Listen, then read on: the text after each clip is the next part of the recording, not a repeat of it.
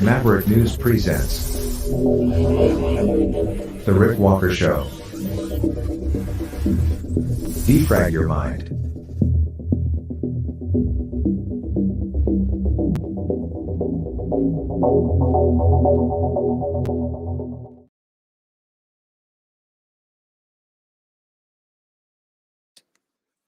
I can reassure the members of the committee that our banking system is sound and that Americans can feel confident that their deposits will be there when they need them. This week's actions demonstrate our resolute commitment to ensure that our financial system remains strong and that depositors' savings remain safe. Now, do you believe that? Confidence is everything. I'm back. Thanks for coming back to join everyone here. Welcome, Maverick family. Welcome back to the Maverick News Channel. For those of you who know, I am Rick Walker, and those of you who don't know, I'm Rick Walker. And we have a lot to talk about tonight. Not the least of which is the Senate Finance Committee. Today, where Treasury Secretary Janet Yellen said just what you heard, reassuring the public that the American banking system is sound, that your money is safe. But the turmoil continues. We'll hear a little bit more from the committee hearings today, and we'll also go out to the Maritimes in Canada. That's where the National Citizens Inquiry into the pandemic kicked off today, and there has been riveting testimony there. So I'm sure that that will have you on the edge of your seat. And it is breaking new ground and drawing attention to the very concerns that led to millions of people losing their jobs, having their lives overturned, having people discriminated against, prevented from going into restaurants, preventing people from gathering, seeing loved ones exercising their right to patronize retail establishments, pitting friends against friends, family members against family members. It turned our world upside down, didn't it? And it's still topsy-turvy. So we'll go out to the NCI inquiry and pick up that testimony as well. We'll also show you that footage of the Russian fighter jet coming to intercept that U.S. drone. The Pentagon has released video of that. And we have other things to show you tonight as well, but those are the top stories tonight. So let me take a brief break, and when we come back, we'll follow up with more from Treasury Secretary Janet Yellen.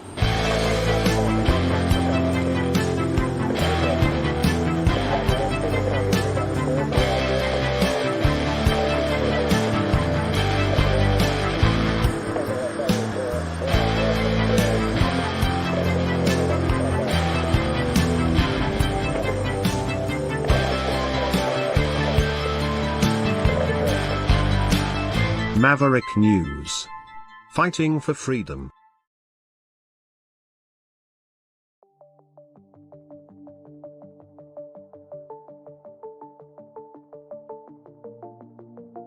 Greetings, brave Mavericks. Our quest for truth continues. We go beyond fake news. Together we expose propaganda. Together we pull others out of rabbit holes. We are maverick thinkers. We are all unique individuals, defenders of individual rights and freedoms, credible, trusted, grounded in reality. Maverick News. Maverick News. Defending free speech. Free speech.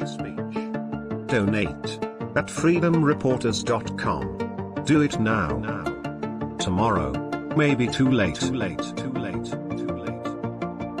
Maverick News.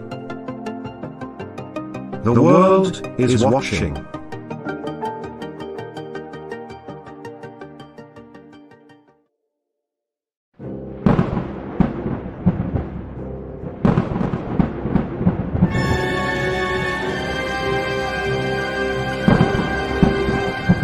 Fear not the storm, for truth is on our side. Maverick News. The world is watching.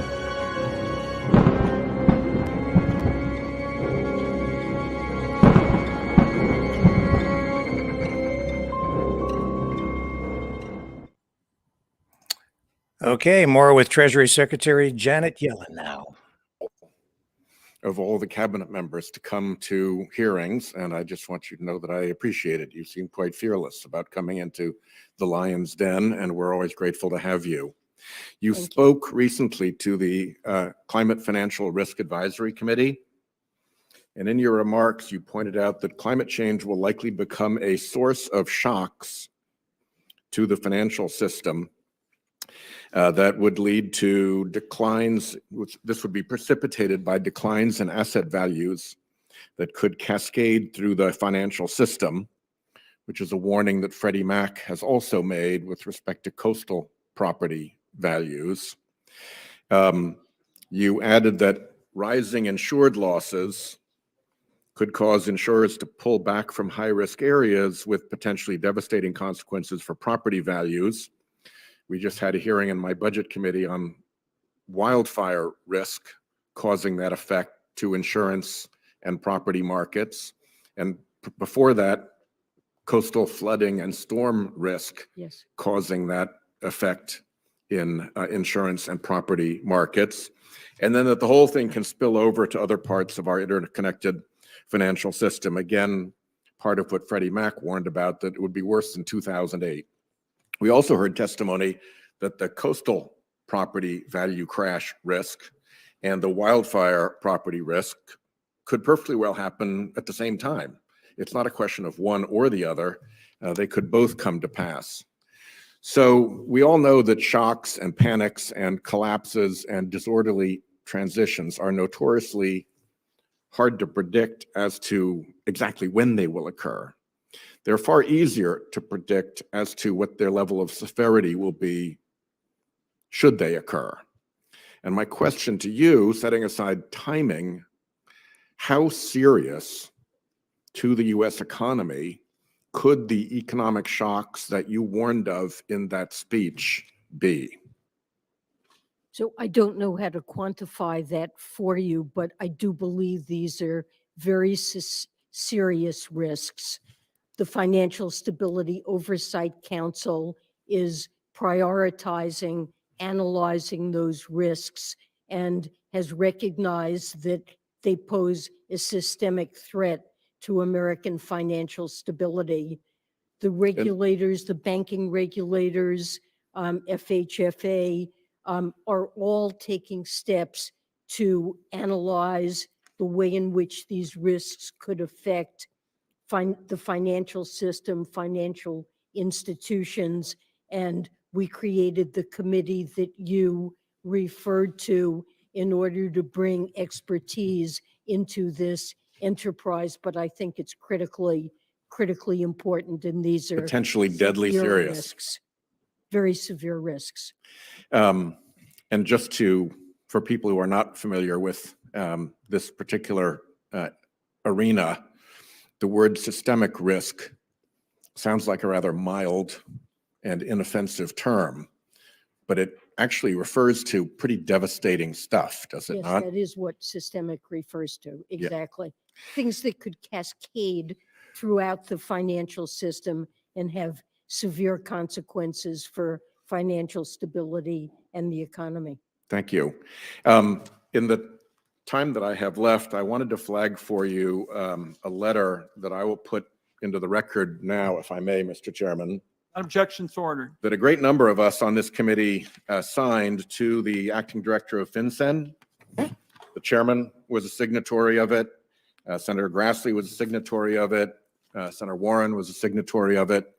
And we are concerned that the development of the beneficial ownership rule has been far less than we had hoped and far less than we believed the actual statutory language directed, both regarding the so-called access rule, which is the subject of the letter, and regarding the verification standard, and regarding the court order requirement.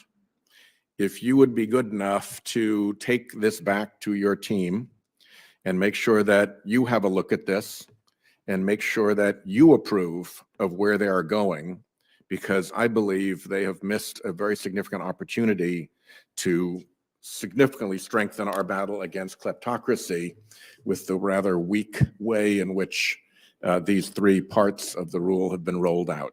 Thank you very much. Thank you. That's for under advisement. Thank you. I take it that way. Janet Yellen. So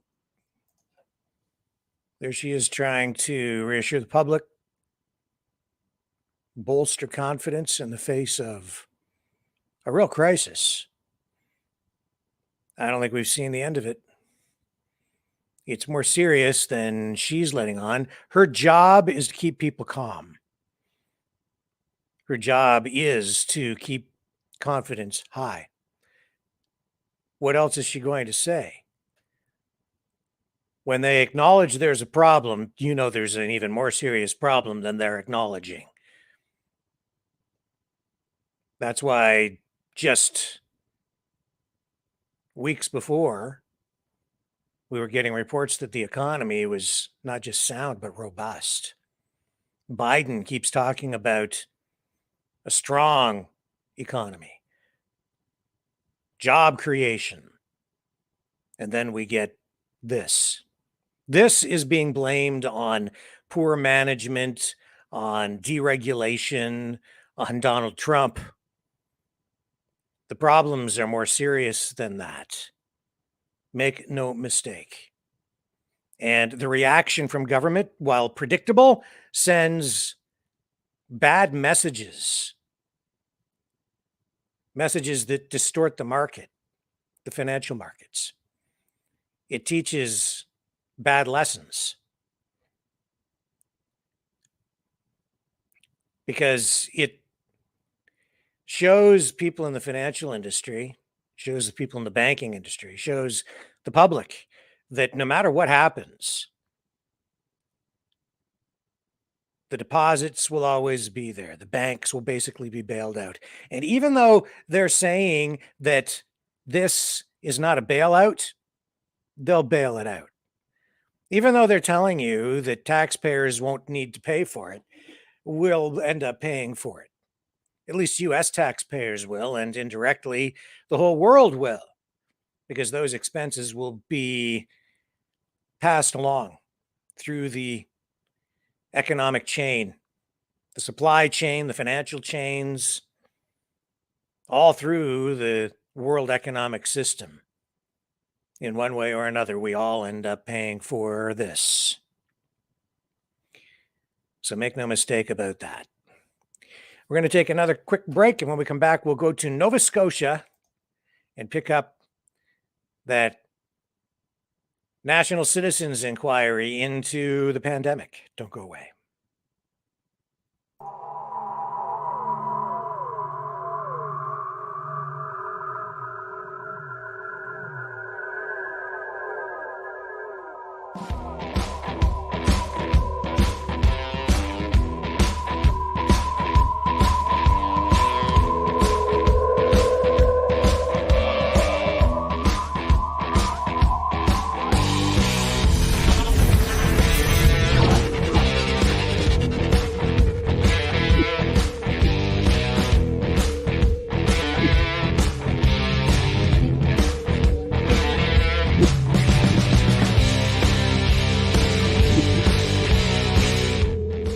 Maverick News.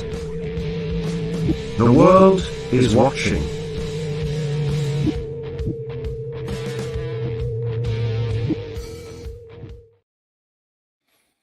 Okay, just hang on a second here. I'm just trying to get you a better screen layout.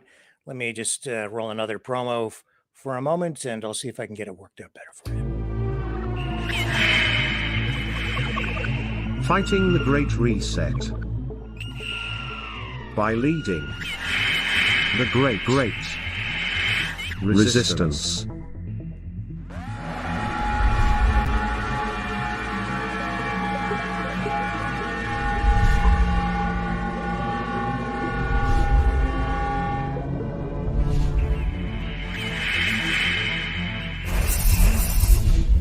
Maverick News.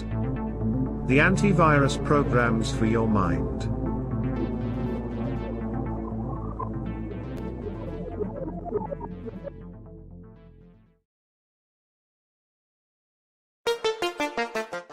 The New World Order. Government overreach. The Great Reset. Mainstream media lies. Now more than ever, independent voices are needed. Donate now at freedomreporters.com. That's freedomreporters.com. Maverick News. The antivirus program for your mind.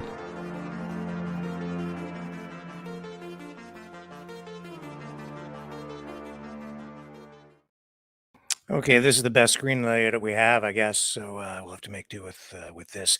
This is we're going to pick up day one of the National Citizens Inquiry into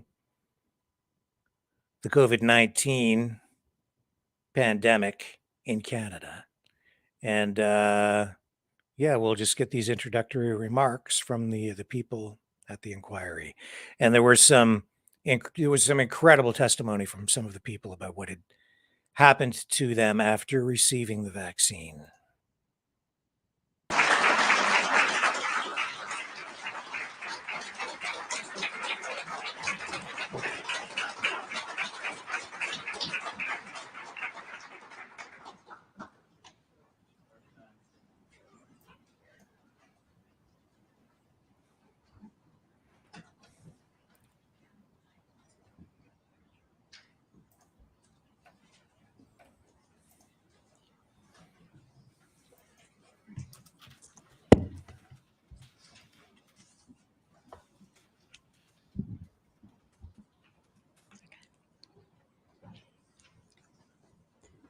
Good afternoon. My name is Allison Steves. Like Chess, I'm a non-practicing lawyer, a member of the Nova Scotia Bar. Thank you. Do you affirm that you will tell the truth, the whole truth, and nothing but the truth? I do. Thank you. Can you please state your name for the record? Yeah, my name's Chet Chisholm. And Chet, where are you from? I'm from Antigonish, Nova Scotia. And what is your occupation? I am a paramedic, and I've been a paramedic for 12 years. For 12 years? 12. 20. And how do you like being a paramedic? Oh, it's the best job in the world, man. It's probably one of the most rewarding professions that you can ever work. Like you show up on people's worst day, and like your goal is to improve it. No one's ever mad that the paramedics show up. Well, some are, but not many. And like with everything that's happened, like if I had a lot of friends and colleagues say like, hey, if you could go back and do it all again, would you? And my answer has always been, yeah, I'd go back and I'd have done it sooner. So back in March 2020, when we started hearing about COVID, were you working as a paramedic at that point? No, I was currently off work. I was off with workers' compensation. In March of 2019, I was diagnosed with post-traumatic stress disorder and was placed off on medical leave awaiting treatment. Were you planning to return to work eventually? Yeah, that was the hope. My mental health team was pretty keen on getting me back to work because I was gung-ho to get into treatment, get back on the trucks, and kind of what was looming on the horizon, and the state of EMS in Nova Scotia felt imperative to do so. Did you receive the treatment that you were waiting for? No, I was on deck to get what's called EMDR, which is eye movement desensitization and reprogramming, which is often used very well with PTSD, and they see a lot of success with first responders and veterans. And my first appointment was kind of like the meet and greet appointment, and to kind of set up a rapport, was the first day of lockdown. So we showed up, we talked about what we were going to do, and that was it. Everything got canned thereafter, and then I was put into limbo and wasn't seen again for close to another year because we weren't allowed to have any in-person appointments whatsoever. So you did get the treatment after a year? No, I went from a psychologist to working with a counselor, and we were kind of doing like the prep stages, building the rapport, getting a background of what was going on. And we would we get a little bit of momentum, and then they'd say, well, you can't meet in person again. And EMDR is an in-person thing.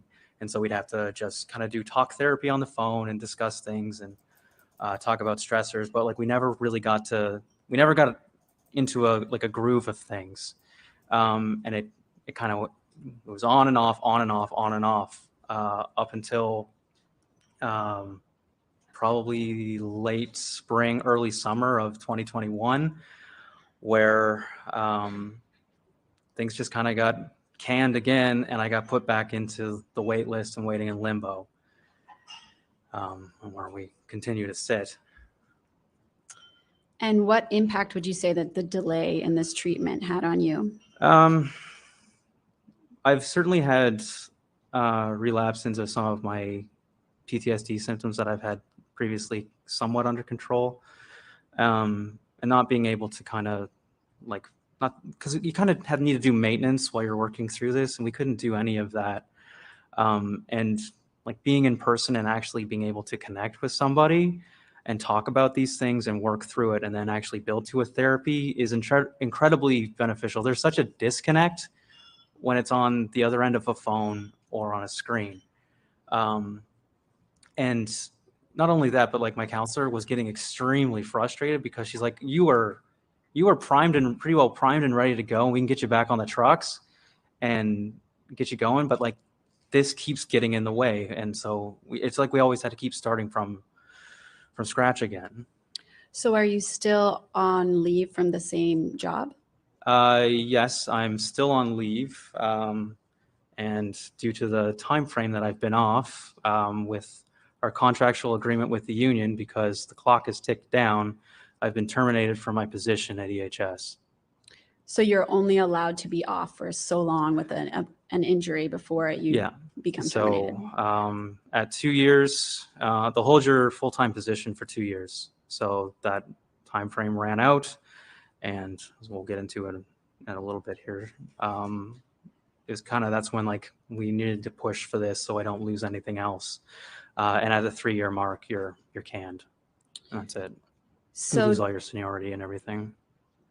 Do you have reason to believe that had you received the treatment in the time frame it was originally scheduled, you would have returned to work in time to avoid losing your job? Pretty well everyone in my mental health team was pretty keen. Like, pretty sure Chet's going to go right back on the trucks. He wants to be there. And like, there's been such a high success rate with other first responders. But yeah, it was looking good. Not so much. So during the time you were awaiting treatment, did you take the vaccine against COVID-19? Yeah, there was a push for it from our employer. And initially I declined because I was eligible in December of 2020 and January of 2021. Because I was off work, I'm a young guy, pretty healthy. I said, no, thanks. I'll wait. Like, if we're going to give it to anybody, give it to people who are vulnerable and whatnot. I don't need it right now. But when it became available for people in my age group, for people in their 30s, I got my first shot on May 21st. And for the reasons is we work with the most vulnerable people at the most vulnerable point in their life. And we are in constantly different clinical situations throughout a shift. You can start your shift in a backseat of a car in a ditch, and then you can be in an old folks home, then treating a COVID patient, and then you could be going into the ICU. It's a mixed bag every time you go to work. And so the likelihood that I'm going to get a lot of exposure to COVID is quite high, and it's going to be in the back of an ambulance, and it's going to be probably right in my face. So the hope was that this could help mitigate cross exposure amongst vulnerable sectors. So you didn't feel coerced to take you? Yes and no. It's a little annoyed with kind of like the push. It's like, hey, you got to do this. You got to do this right now. But I wasn't ever angry at the point of getting it, because like if it did what they said it did on the tin, then that could be beneficial both for myself, but more importantly for the vulnerable people whom we deal with every day. Who administered it to you? Do you recall? It was given to me by an RN, and that was done at one of the local pharmacies in Antigonish. Before taking it, did they advise you of any of the risks? The only risk that we really discussed was the risk of anaphylaxis, because I have food allergies, and so we talked about that. And it's like, hey, just hang around for like an extra 20 minutes or so, just so we can keep an eye on you. And I've done vaccination clinics for like flu shots and stuff, so I know the whole rigmarole of, hey, we're gonna give you this, we're gonna keep an eye on you and make sure nothing happens, and then if something happens, we'll report it and take care of you. And how did you feel after taking it? Initially, I felt fine, but by that evening, I was pretty slack, really, really tired, and I just that was kind of par for the course for any other vaccines I've gotten for work or school in the past. But what kind of really drew attention to some things is I've been dealing with PTSD and crippling insomnia for years at that point, for like 2 years at that point, where I would need to take medication to sleep. And I went from not sleeping at all to sleeping most of the day to sleeping probably like 20 hours or more. And then just being incredibly sluggish and getting a little short of breath here and there. And that kind of escalated over the next few weeks. So those symptoms persisted and increased over the next few weeks? Yeah, they it started with like incredible fatigue, which led to shortness of breath. And then eventually I would get like a tinge of chest pain when I was laying on my back. And it ultimately built up to my dad had taken a tree down in the yard, and I went out to help him just load a couple chunks of log in like the front of his tractor, and got extremely short of breath, had like stabbing chest pain here just left of my sternum, which radiated into my back, and told Dad, like, hey, like, we gotta go to the hospital right now. Something's up. I can't say what, but there's something very wrong at the moment. And I became incredibly diaphoretic, really sweaty, and pale as a ghost. Had you had similar symptoms in the past? No. So you said you went to the ER, so you consulted a healthcare provider about these symptoms. Yeah, I was seen. I obviously went in, talked to the triage nurse, said, hey, this was going on, and was admitted, had EKGs and stuff done, and talked to like the nurse. And these are all people I work with. And they're like, dude, what do you think's going on? And it's like, well, I think it's one of these things. And they're like, yeah, something's definitely up, because you never look like this. And yeah, so we did a bunch of EKGs, blood work, did my vitals. My vitals were all abnormal. And did they find anything? Not at the time. Like I know, like I was really hypertensive. My blood pressure was out quite a bit. I was tachycardic. But doctor didn't seem to see anything in my blood work or my EKGs, and so just said maybe it's just esophageal spasms, and set me on my way. And did the symptoms persist after that? Yeah, they never quite resolved. They would calm down, but they did persist. And anytime on any exertion or lying on my back, things would exacerbate. Like I'd get more short of breath. I can, again, develop more chest pain. The fatigue persisted, well, it still persists, but like I would be pretty well bedridden some days, no energy to get up and do anything. And which was entirely new. It was like a complete shift. Because I used to be up doing stuff pretty regularly, used to be in really good shape and whatnot. But so it was a drastic change. And how many healthcare providers did you consult about these symptoms? Well, I was admitted into the emergency room 3 times over the course of summer.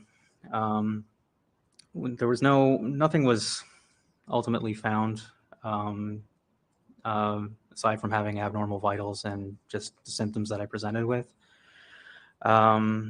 The second physician that I saw in the ER kind of just shrugged and said, "Man, I don't know what's going on. You're obviously in distress. Something's up, but we can't pinpoint anything."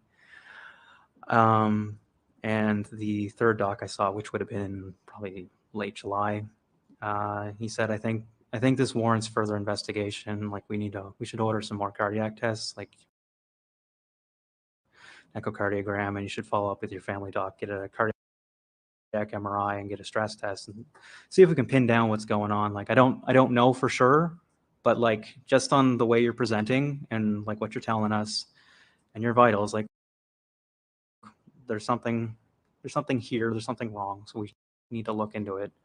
And he actually gave me like a shot of Toradol, which is a strong anti-inflammatory, which took the edge off for maybe a couple hours, but again, the symptoms persist. I had discussions with my family physician, who was often very dismissive and abrasive about my concerns. And I've had, in like a yearly follow-up that I had with WCB, because we have a follow-up every year where physician comes in and talks to you, and it's like, hey, how's your PTSD going? What are the symptoms you're having? And we talked about that, and then we talked about this, and he's like, yeah, based on your history and like kind of the cycle of symptoms, like there's something going on here, and we should look into it. Did you? Oh, sorry. Go ahead. No, go ahead. Did you ask any of these physicians if there could be a link with the COVID-19 vaccine? I don't think I ever asked if there was a link, but like when they asked, when did this start? I told them like I didn't feel good after getting the vaccine, and it hasn't let up since. But I don't think we ever like specifically honed in. Like I suspected it, but do I know for sure? Absolutely not. So they couldn't find anything objectively wrong to explain your symptoms, and they knew that they had started within close proximity to you taking the COVID-19 vaccine. Do you know if any of them filed an adverse event following immunization form? No, there was no discussion of that whatsoever. So they didn't ask you any more questions about that or indicate that they were concerned? No, not whatsoever. How did they respond when you mentioned that it was in relation to the vaccine? It wasn't really discussed, or it was just kind of glazed over. Like some of the nurses expressed more concern, like when they asked me, and it's like and like I had colleagues, like other paramedic colleagues, who said who expressed their concern just with the timing and kind of some of the things that they had seen on calls that they had been discussing with me as well. And have you shared your concerns about a link between your symptoms and the vaccine with others? Yeah, I've spoken to numerous family and friends and colleagues. You get a mixed bag of the way people react. I've had people call me an anti-vaxxer, far-right conspiracy theorist, and every other nasty thing under the sun. But then I've had others who've come to me and said, this is what happened to me. This is what my family members experienced. I've had medic colleagues come to me and say like, hey man, we were talking about what might have happened to you in the hallway. And like the other crew that was there was talking about like how they had like 3 kids who had like myocarditis and POTS and stuff coming in through 911. We don't see kids in EMS very often. And so like that was concerning. But yeah, it's been a mix. Like I've had friends who have since abruptly stopped talking to me whatsoever. And I've been approached, and like I've talked about this publicly and my concerns and and I've talked about some of the problems that we're having in EMS right now. And I've had people like from across the country thank me for speaking about these things. Recently, I had somebody reach out and said, like, like you and I have never met, but like I know who you are because you helped someone in my family on a 911 call, and they still talk about you years later. Like, thank you for doing this. Thank you for talking. Thank you for your service, and I'm sorry for what you're going through. So you had concerns that these might be related to the vaccine. Your first dose, did you end up taking the second dose? No, I did not. And in October 2021, when Nova Scotia implemented the vaccine passport policy and several mandates, how did this impact your life? Well, because I'm not vaccinated enough. I was banned from restaurants. I wasn't allowed to access some different services, couldn't go to the gym. Not that I was feeling well enough to do so anyway. When I went in to pick up like the results from my echocardiogram and copies of my blood work and EKGs from the hospital, I was stopped at the door and said, "You can't come in." And it's like, I'm picking up blood work, man. I guess got to go around the corner. It's like, no, you need to be double vaccinated to come in here. And it was a back and forth for about a good 20 minutes. He's explaining, it's like, I'm here because we're investigating, trying to determine if something has happened with results as a result of this. And I need to get that paperwork so we can figure out what happened, if anything. And eventually they're like, just let him go in. He's just got to go around the corner. It's like 30 feet. And then like one of the worst things is one of my best friends was diagnosed with cancer during the pandemic. And because I haven't taken the shot twice, I wasn't allowed to go see him when he was dying in the hospital, and never got to say goodbye to one of my best friends because you're not vaccinated enough, so you're not allowed in here. And like, as many people know, the vaccine mandate for healthcare providers is still in effect. So even if I do get a clean bill of health and my PTSD is, wiped clean and we're good to go, I'm still banned from going back to work. Not allowed to go. Chet, do you have any final words about the impacts of the COVID-19 measures on your life? Yeah, like it's had a significant impact, not only on my mental health, but like my physical health, like that associated with PTSD as well. And like you can see, like just with the way EMS is right now in Nova Scotia, morale is plummeting every day. Since the start of like 2020, we have lost 331 paramedics from the workforce. That's 1/4 of the paramedics who work for EHS.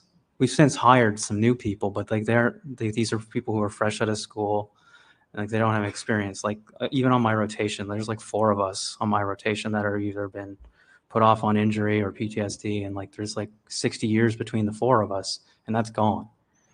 And you can't get that back. And it's infuriating, and it's also detrimental to like the well-being of everybody in this province, that like, there's people like me, and I'm not the only one who's in this situation, who want to go back to work and who would like to help and who would like to fix the problem as the EMS system is crumbling, but we're told no. Like I've even spoken to Michelle Thompson, and the answer is, that's the policy, we're sticking with the policy. And if you haven't seen what the medical exemptions are to opt out for healthcare providers, is you need to either have blood clots, myocarditis or pericarditis, a stroke, or have an allergic reaction, all of which have to be as a result to the first shot. So you have no medical exemption. It's take it or else you're let go. Or if you have an adverse event, you're probably not going to be working again anyway. Thank you. That's all my questions. Problem.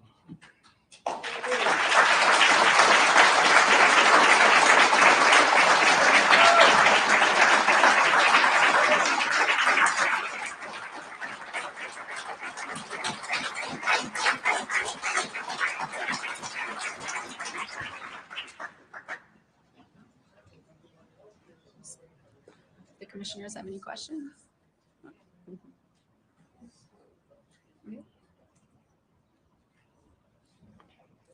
Go.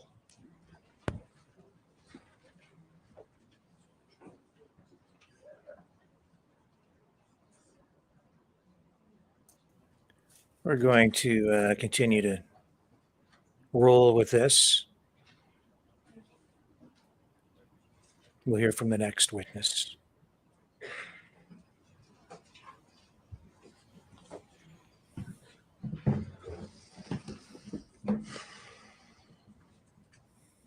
Thank you for attending as a witness, Mr. Outsell. Do you affirm that you will tell the truth, the whole truth, and nothing but the truth? Yes, I do. Thank you. Good afternoon, Mr. Hanselm. Where are you from, sir? I just live in Grand Lake, Nova Scotia, which is Right. about 40 minutes from here. And who do you live there with? Just in the backyard in a small cabin at my parents for now, but I'm building a house for my family. So. Nice. For your family, you said? Yeah, my wife and small daughter, she's 14 months old. And are you employed? Yeah, I work for Canadian National Railway. What do you do there? I'm a track maintainer, so I make sure the tracks are safe for the trains to run, and we repair any defects and change rails and stuff like that. And how long have you been employed with CN Rail? 6 years. It'll be 6 years this year. And what policies or mandates did CN Rail adopt during the COVID crisis days? November 2021, they implemented the vaccine mandate. And if you weren't vaccinated, you were off paid, off work for forever, basically. And so what was the deadline that employees were given to vaccinate by? The deadline was November 15th, 2021. And did you receive notification of that directly from your employer? Yeah, I received it from my supervisors and my managers and emails as well, work emails. Okay. And you brought in with you today an email dated September 8, 2021 from CN Communications stating that there was a vaccine mandate that would be effective as of November 1st, 2021. Yeah, that's correct. Okay. And that will be marked as an exhibit. And so what happened after that? Well, basically, I was very much against taking any shots because I saw what was happening to my coworkers after the vaccines, and they were getting sick, they weren't feeling well. Mm-hmm. And I really held my stand up until I was becoming a new father and I had to put food on the table for my family. So I decided to bite the bullet, and on November 13th, I took the first shot. Okay. And to clarify, did the timeline for vaccinating remain November 1st, or was it extended? It was extended. It was November 1st, and then I just kept not getting it, and then they extended it to November 15th, and then on the 13th, I took the shot. Okay.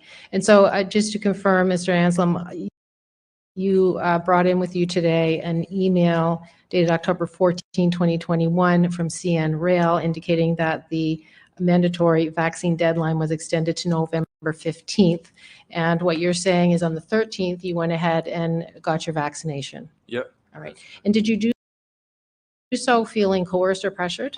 Definitely. I was getting phone calls daily from supervisors and everybody, and telling me that after the 15th, you can't come to work and you'll be off pay. So. All right. And so were they indicating that they were going to terminate you or put you on leave without pay? They weren't clear with it. They said either you're terminated or you're going to be off pay, basically laid off. So I wasn't sure what was going to happen. So I just. And so what happened on November 13th when you had your vaccination? Where did you go? I went to be honest, I don't remember the location, but it was just a walk-in clinic, and a nurse vaccinated me. So. All right. And do you know that it was a nurse? Yeah, as far as I know. Did she tell you she was a nurse? She did not, but I guess it's just my assumption. Okay.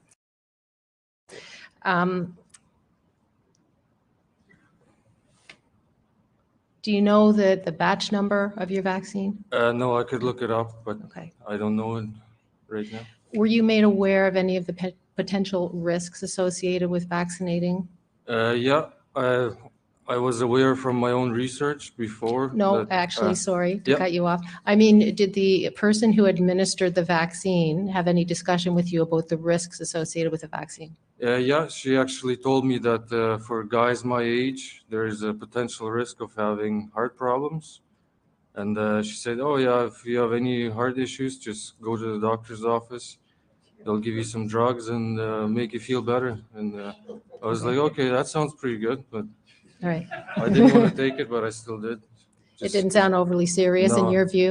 No, it was like, why are you guys making me take this if there's risks? And I'm perfectly healthy, right? So. And so what, if any, symptoms developed following the first vaccination?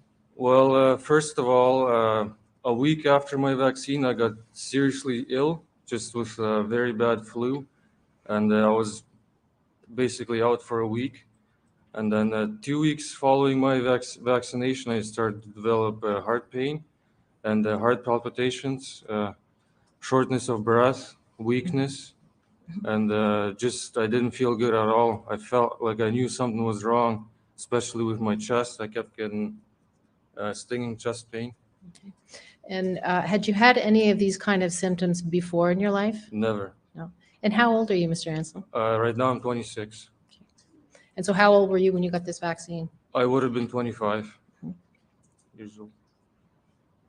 And so what did you do when you started experiencing these heart pain symptoms? Well, I went to the emergency room at Cobequid Health Center, just did a walk-in emergency, and they checked my vitals, they took my blood, they made sure I wasn't having a heart attack, and basically sent me on my way. Did you have any discussion with them about whether this could be vaccine related? Yeah, I did. I told them this all started after the vaccine. I never had any issues with my heart or anything like that, and they just said, oh yeah, like whatever, you're good, you know, you don't have a heart attack. So Okay. And was there any discussion about completing a vaccine adverse event form? no, I never heard anything about that. So as far as you know, that was never completed by Yep. the doctors? And what happened after that? After that, I just I went home and I kept going to work. I kept fighting the pains, and then I decided to go to my family doctor as well. And I told him what was going on after the vaccine, that I was having chest pains and shortness of breath. And same thing with him. He said, no, it's probably not from the vaccine. You gotta just don't smoke anything, don't drink anything, and you'll be fine. And I tried that. Symptoms never went away. So Okay, and did your doctor or your family doctor have a discussion with you about whether or not to fill out an adverse event form? no, he never had any discussions about that. And your doctor didn't feel that there was any connection between the vaccination and the symptoms you were having? No, he did not. No. And so what happened after that? After that, I went in again to my family doctor. I told him, listen, I'm going to lose my job if I don't get the second shot. And I didn't really want to get it at all, obviously. And I asked him, can you fill out a medical exemption for me? And he said, no, I can't do it without any proof. So I just said, all right, I guess I'll be laid off. And then I went in again. I think it was my third time. He finally referred me to a cardiologist to get an MRI. And then Okay, and so then did you go and see a cardiologist? yeah, I went and saw the cardiologist. They scanned my heart and did all the tests. And it turned out that the outer lining of my heart was inflamed, and I had pericarditis, myocarditis.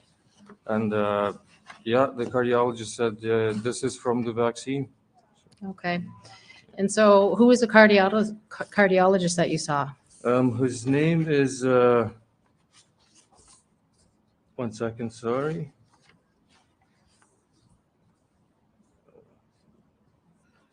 Well, you're Dr. Douglas Hussein Beydoun, that was his name. Okay, Hussein Beydoun, Yep. Beydoun. And you brought with you today a letter from Dr. Beydoun dated February 11, 2022. Do you have that in front of you? Yep, I've got Okay. it right here. And would you look at page 2 Yep. and just read the first line at the top of that page? very likely Mr. Anselm has pericarditis, myocarditis, post-mRNA vaccine, and the echocardiogram done today was normal. In the view, the symptoms improved significantly. I would not start anti-inflammatory therapy. Any change, please let me know, and I will be happy to reassess him. I would Okay. not recommend him for a second dose, and I am copying this to my colleague. All right.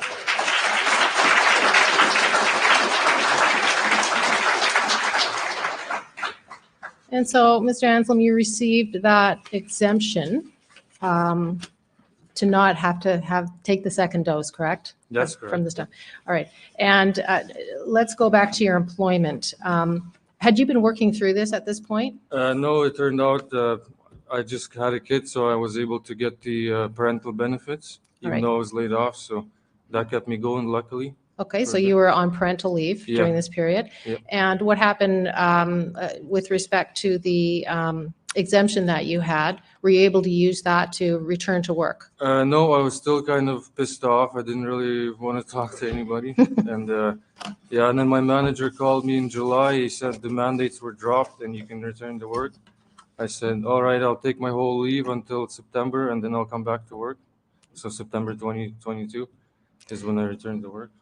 And so there was no period where you had to return to work prior to the mandates being dropped? Yeah, that's correct. Prior You to remained that. off on your parental leave? That's correct. Did you have any conversation with them during that period when you're on parental leave as to whether or not they would take you back with the exemption? No, I did not. Okay. I just didn't even want to bother for now. Okay. How has your heart condition impacted your life? It's impacted me in every aspect of my life. Physically, I can't really do the things I used to anymore, like with less vigor. Mentally, I was just full of regret and made me kind of a less of a father, not less of a father, but mentally I was down and it impacted my fatherhood. And mentally, physically, everything. So. Okay. All right, thank you. Those are all my questions, and we'll just pause for a moment to see whether the commissioners have any questions. You said that you had worked with CN Rail, I think you said 6 years? Yep, 6 years. Yep. When you signed your contract with CN Rail, your employment contract, was there a clause in there requiring that you had to take whatever vaccines that they might require in the future? No, there was none of that. So in my eyes, it's illegal what they did. So.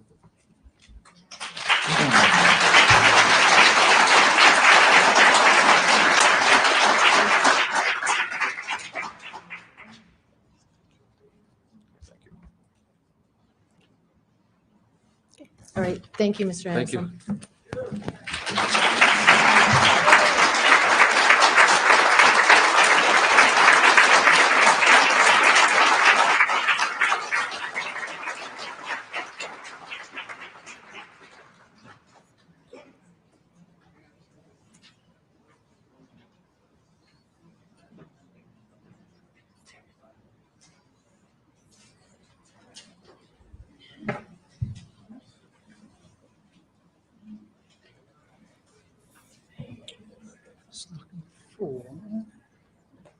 Looking for Cassandra.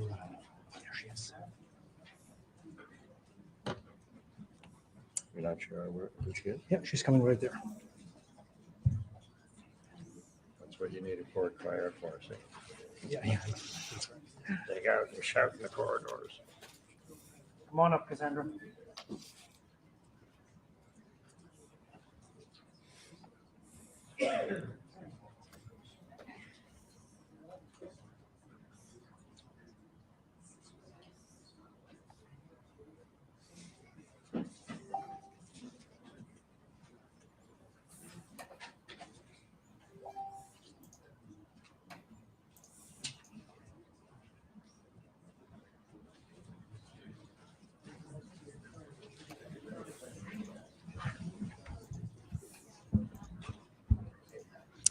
Cassandra, do you affirm that in the evidence you will give this commission, you will tell the truth the whole truth, and nothing but the truth?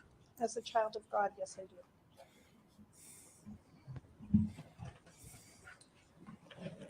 Thank you. Cassandra, would you please give us your full name? Cassandra Marie Murray Where do you live, Cassandra? in Halifax, Nova Yep. Scotia. Halifax. And what do you do for a living? I am a teacher.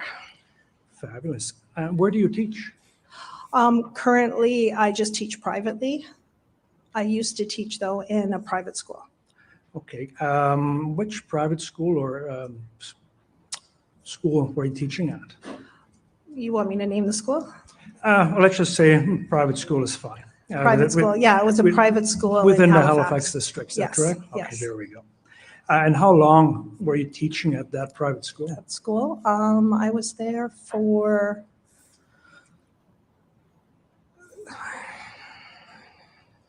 I think 3 years 3 years at that school? at that And school. how long were you a teacher overall? How long have you been Over a 20 teacher? years, 20 years. So some significant experience there.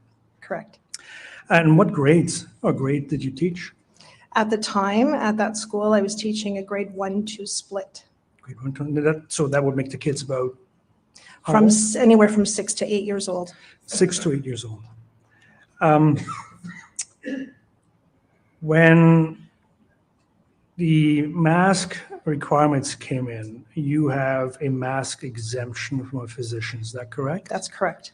Okay. How was your experience getting that exemption? From my physician? Yes. My physician was really good about it, actually. I went in there and I explained to him why I didn't want to wear a mask, what I felt, how it would impact my health, and he had no problem giving me the exemption. Fantastic. Did the school respect that exemption? For a short while, but with, there was a lot of toxic and harmful, like, situations I was put in, like hostile.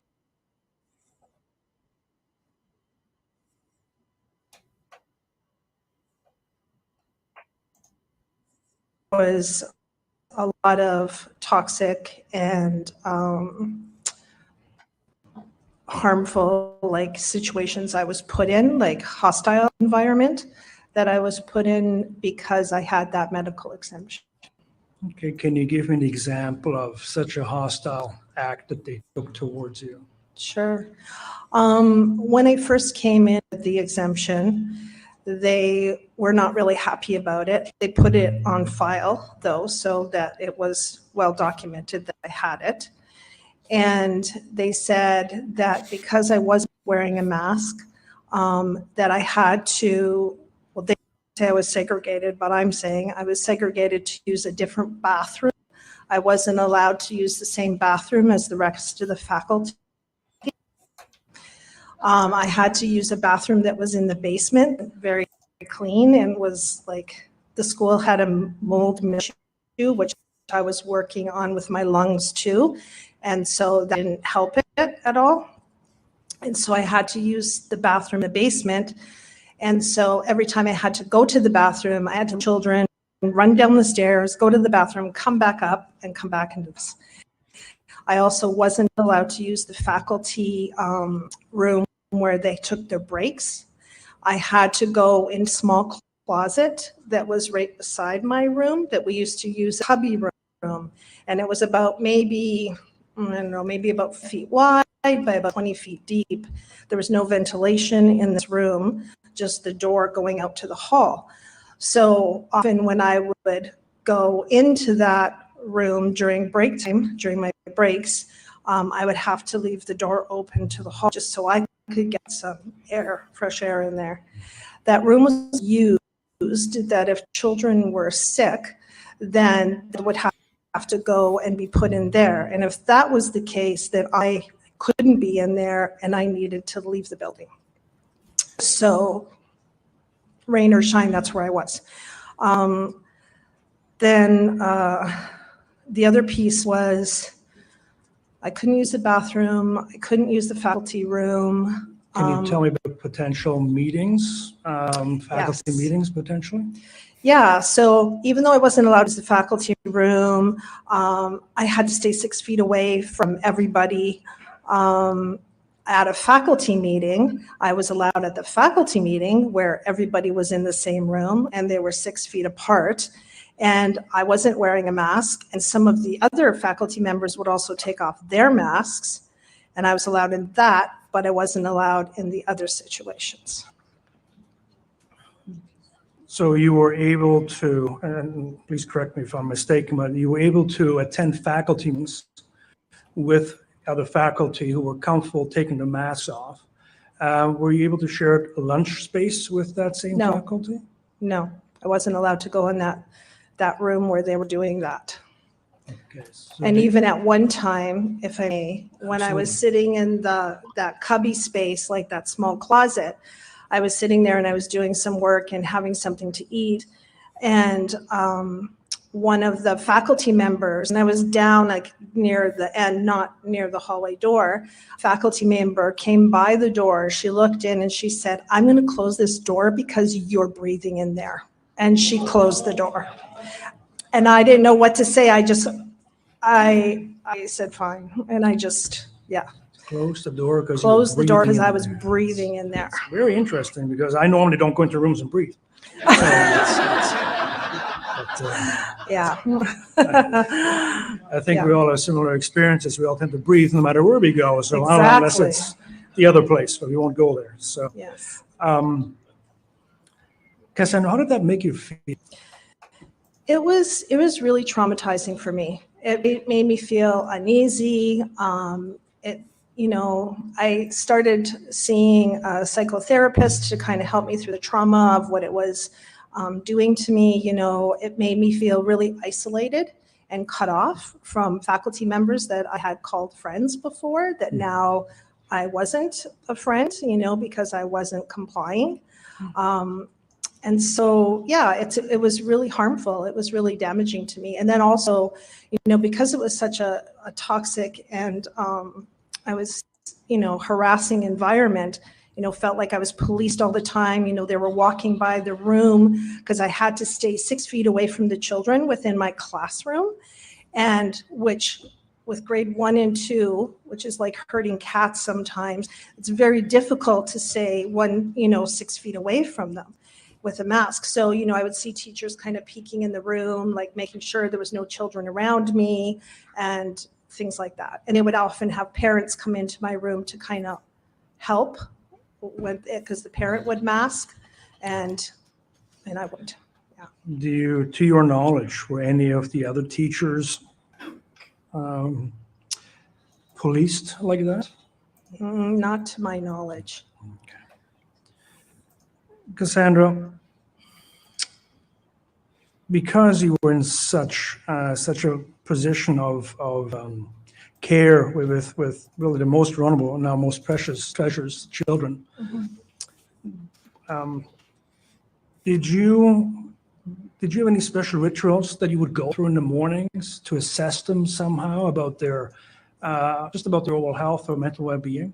Yeah, so prior to the COVID protocols, I always met my children at the door every morning and shook their hand. We look at each other in the eye, we shake each other's hand, and we say good morning to one another. And it's a good way to connect with the child. It's a good way to get an assessment of what does their hand feel like? What does their hand shake like? Is it firm? Is it weak? Is it wet? Is it sweaty? Is it dry? Are they making eye contact with me? And it gives me an indication of how I can best serve that child that day. And then at the end of the day, we would also do the same thing. But that stopped with the COVID protocols. I had to get creative and inventive. What do you mean when you say you get inventive and creative? Because I still wanted to, because I know how harmful it is for a child to be disconnected. When they're in a traumatic experience or in an environment like that where they're feeling fearful, because it was really inciting a lot of fear in the children, that to have that connection is really important because they tend to disconnect and can see that. I could see it in the class and how that was playing out with the children. So I thought I need to somehow keep this connection with the children. So I had each child get a tree branch of like some sort 6 feet long. And then we decorated the ends. One end was like a red or a pink, the other end was blue, so that we always knew what end I would shake the color and they would shake the color, so it wasn't getting mixed up, you know, and we would shake hands with the stick.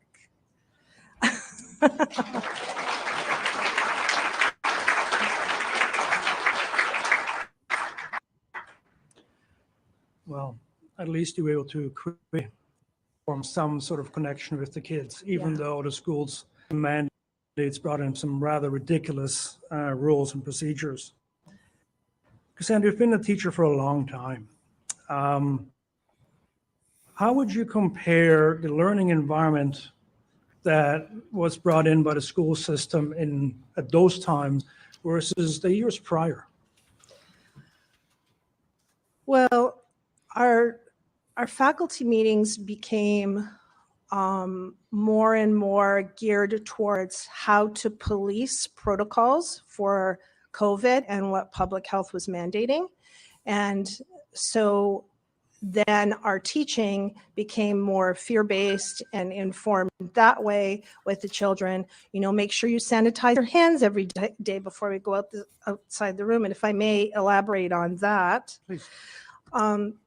So one of the rules that even if the children were going out into the hall bathroom to wash their hands with soap and water, they sanitized before they went out in case they touched the walls. And they had to, like, there was one line going this way and one line going this way, like a coming and going line. So they were watching to make sure I was making sure the children self-sanitize.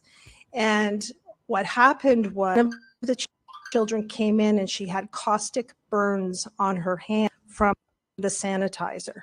And I thought, oh my God, this is full of, like, why are you doing this? And her parent actually went and said, I do not want my child putting sanitizer in her hands. She's fine to just wash them. So I was very grateful that that parent chimed in for that. Absolutely.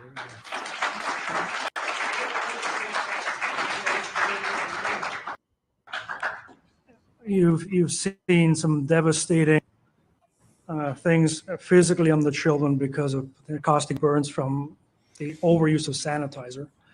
What about their mental state? What about their, I guess when I think back when I was a kid, not that a good thing, but you know, try to have a happy childhood, and a teacher was that connection, particularly in those very early grades, because really at the end of the day, you do become a replacement parent for little kids that are in their 5, 6, 7 years old.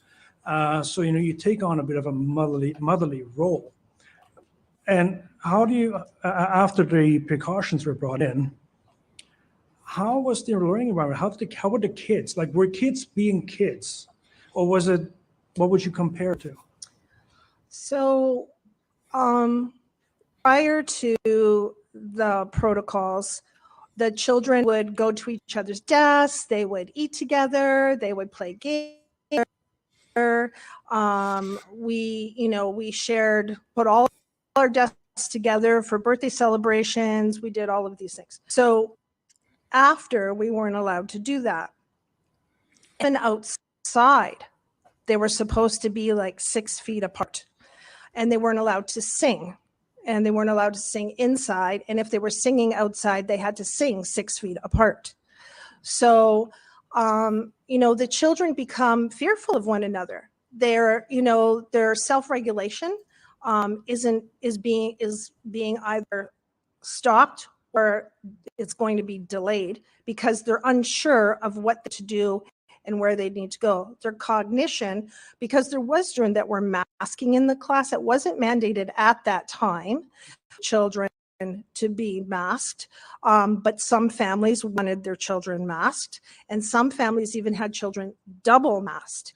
And you can see the blood drained from their face. Like they didn't have the rosy cheeks and, you know, things like that. Could really see the difference. So their cognition, their rate of taking something in and digesting the education that they were being given, it's like eating a bad meal, right? It wasn't working. And you could see that they couldn't keep up, or they were really tired, or they got tummy aches. See a lot of that happening. And I had this special little tent in the room that I had to sanitize every time somebody came in or out of it. But at least it was a space where the child could curl up with their own little blankie and pillow and just kind of regroup a little bit in that space, a shelter. So, sorry if I'm going off tangent a little bit. Okay, carry on. We were talking about the kids. And it's very, Yeah. very So important. you can see that this, you know, development of self-trust, development in trust in others starts to get delayed or, you know, or impaired in some way because they're cut off. There's have sensory deprivation. You know, their sense of touch is cut off. Even their sense of hearing could be cut off if they're not hearing their friends properly or somebody that is muffled. You know, other teachers that did come in and had a mask on, you can't properly hear tone in the voice, so you can't really comprehend what's being said to you. And then, you know, so there's a lot of sensory deprivation that was happening there. The sense of smell, taste, all of those things were slowly declining in the children that were wearing masks. And so I found that where typically I had a certain curriculum I was bringing at a good rhythm and everybody was able to digest it. And now I really had to pull back on that. I really had to have intuitive pedagogy, right? Where you kind of have to intuit what the children's needs are and just meet them where they're at. Absolutely. As with any school system, whether public or private, there will be learning outcomes that should be met or need to be met.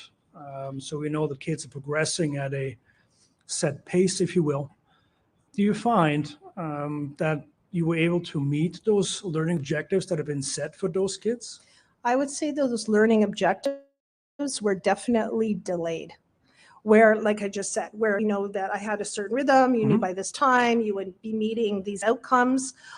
Typically, you know, that's how it worked, but they were really pulled back, not just because of the impairment of the children being able to digest the information, but also from the onset of the unnecessary protocols that we were always told to police with the children to make sure they understood the rules, you know, and what needed to happen. So, and then trying to explain that to the children in a way that's loving and kind and warm, so that it doesn't further incite any fear. Yeah. Absolutely. That makes perfect sense, Cassandra. I'm just going to take you back for a moment because, you know, your colleagues certainly seem to have an extreme fear of someone that wasn't wearing a mask. How did the kids feel when you showed up in the classroom with no mask? Was there did you have to give an explanation as to why this teacher is not wearing a mask and some or the rest of the teachers are? So with this age, typically they're part of the whole, haven't really quite come into their own self-individuality. Usually happens around the 9-year change. So at this age, their consciousness is more of I'm part of the whole. You're part of me. I'm part of you. So there were some children that were like, Miss Cassandra, why don't you have to wear a mask? And I said, well, no, I just don't. I choose not to wear a mask. And I just didn't want to. I'm not going to get into it with the child. So, and that was the end of that. You know, I just gave them a very simple answer, and that was the end of that. So, yeah, that was how that was met. But ultimately, they didn't really pay attention because, you know, like you said earlier, they looked at you like children still, like they would call you mom half the time, you know, in class, and instead of Miss Cassandra. Oh, yes, sorry, Miss Cassandra, right? Because they're looking for that adult that, you know, is giving them nurturing and providing them with an environment of love, and they just want to hug, come into the folds of that. And so, yeah, so there was children that would just like unconsciously just, want to naturally come up and give me a hug, kind of like hide them off to the side, right? Okay, we're not hugging, so anyway, yeah. Wow, it's kind of frightening what happened and what mandates they brought in and imposed on our children. Because I don't really have any other questions, but is there anything that you feel you'd like to add before I defer to the commissioners? Okay. Please go. Yeah. So one of the other things that had happened, just to give you another picture, is the executive director, who's supposed to be impartial and fair to everyone. One day I was walking in close to the office and she was coming out of the office, which meant that we were kind of going by close to one another, and she had her mask on. She literally turned her back to me because I was walking beside her. And then after, there was a time where we all went online, and I won't even get into how detrimental that is for children, but then we went online learning. And then when we were coming back from the online learning, it was mandated that all the children and everyone within the school had to wear a mask. Even the little pre-primary ones all had to wear a mask. So they called me and they said, we can't have you come back to school. We can no longer honor your medical exemption, and we won't, and we can't have you back to school. So what we're going to do is we're going to put you on paid leave, but we're going to have a substitute teacher lead your class, and you have to provide them with lesson plans. So I did that for a few weeks, and then everybody went off online again. So then at the near the end of the school year, I think it was the end of May, beginning of June, I'm not quite sure, but, and this is 2021, they were going to go back into the classroom for 1 or 2 weeks. And so they said, well, we can't have you back in the classroom. We can't honor your medical exemption, and we won't. And so unless you want to wear this helmet that was it's called a microclimate helmet. They were willing to pay over $400 for this microclimate helmet that looks like one of those old sea diver helmets. And I thought, no, I'm not. That would just, those children have enough. I am not stepping in front of those children with never mind my own trauma of having to deal with that. And I have a medical exemption. Right. So that was where I said no. And so they just kept making this environment for me at the school very toxic, very hostile, watching me all the time, all these little things adding up. And I decided that this was not in my contract. This was not the terms of my employment. My terms of employment were significantly changed.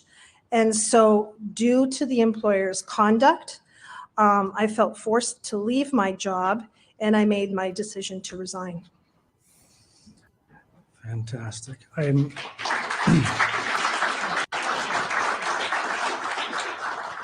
So just quickly to reiterate, so you had a valid medical exemption from a physician in Nova Scotia, and the school chose to disregard it entirely and essentially tell you, your exemption means nothing to us. So if you want to come, you put on a spacesuit, right, and teach, because that would be a wholesome environment to them. That's correct. Thank you very much, Cassandra. You're very welcome. I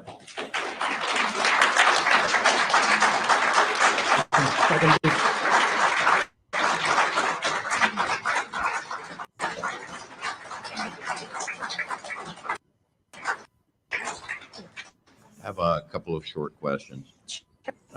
You mentioned that, I believe you mentioned that still faculty meetings going on, Correct. and you'd attend those faculty. Some people didn't have masks on, some, and yet seemed to be okay.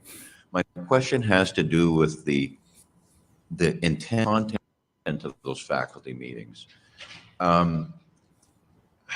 How much time, if any, in those faculty meetings was spent discussing the protocols or masking, et cetera, versus what protocols should be in place to compensate for the things you were seeing going wrong with children, with their learning being reduced or being impeded, and some of the social issues. So my question is, how much time were they spending trying to mitigate those, coming up with protocols to mitigate the effects of the masks on the children's learning environment?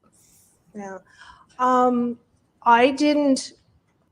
I would bring something up to try to mitigate, and I was immediately shut down. So there was very little to none on mitigation, and I would say there was probably 1/3 of the meeting was spent on protocols, what we need to do, how we could be better. I even have like an email that was sent out by the education director. It was sent out to all the faculty, and she specifically named me in this email. And she says, for you, Cassandra, I would ask that you double up on your physical distancing and also supporting the parents who come in to support the class during transitions as well as in class time. So she, so I was really like, put in the spotlight because was a private thing for me with my medical exemption, and that was like put out through the whole school. So I just want to make sure I understand that. They said you had to double up on your distancing. That's what they wanted me to do. So your distancing was 6 feet. You had to be 12 feet They away wanted from the me kids. to do 12 feet. How many kids were in the classroom? How many did I have that year? Approximately. I remember, I would say approximately 18. So would it be possible in a classroom to be 12 feet away from 18 children? No. I have one other question, and maybe it's just I didn't understand something about this. I thought you said that you weren't allowed to go into the lunchroom and have lunch with the staff. Correct. Did they eat their lunch with the mask on? I wouldn't know because I wasn't allowed in the faculty room. Thank you. That's all I've got. You're welcome.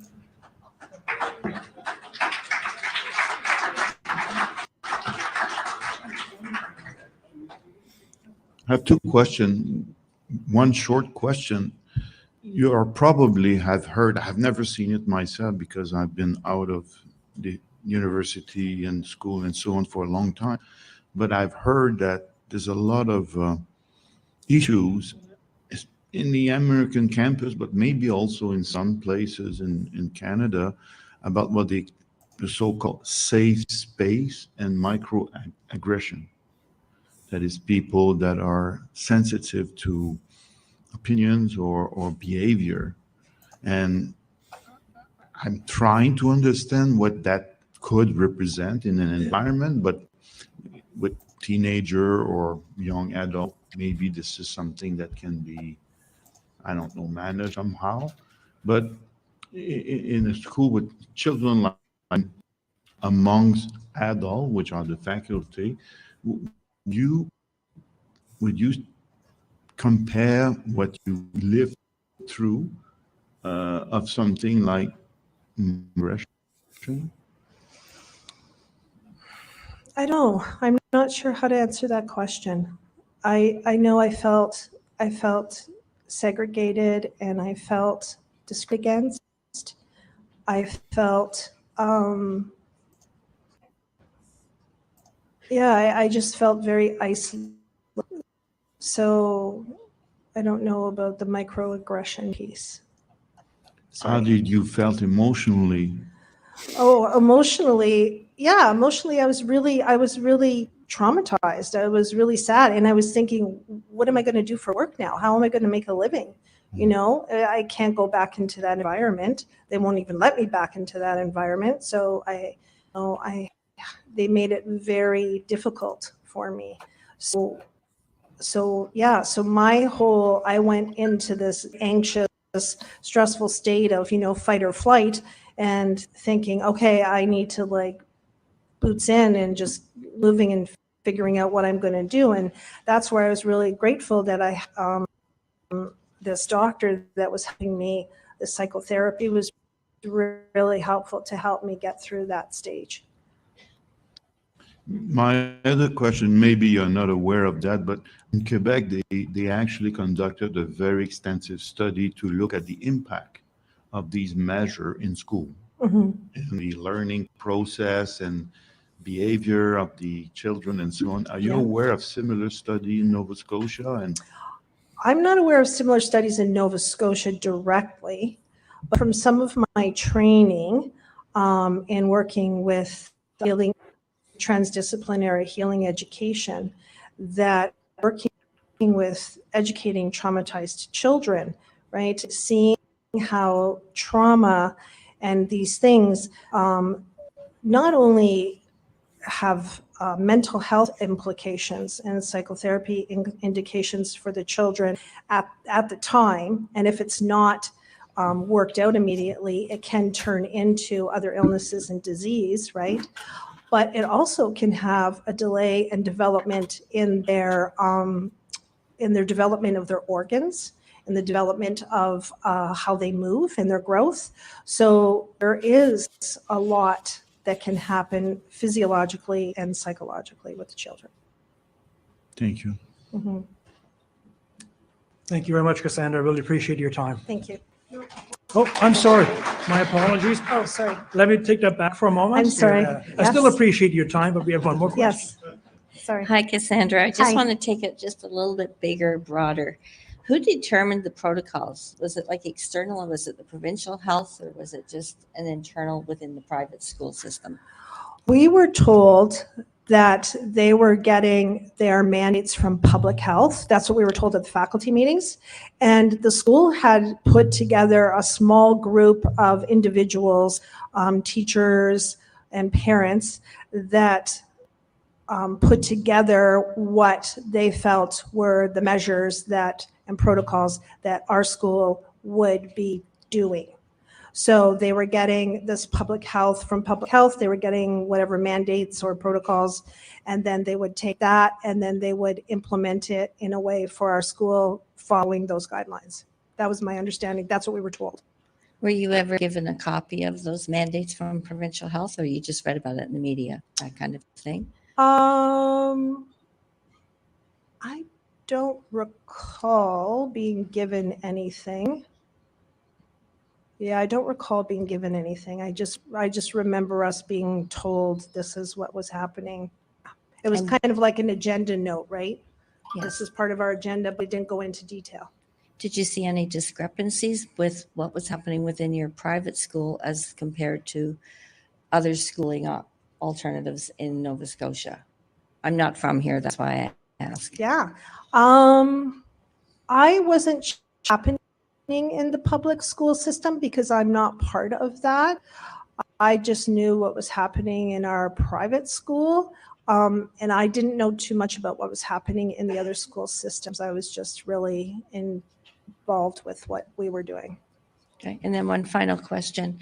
In terms of incident reporting, is there any reporting process within the school system for the hand sanitizer issue?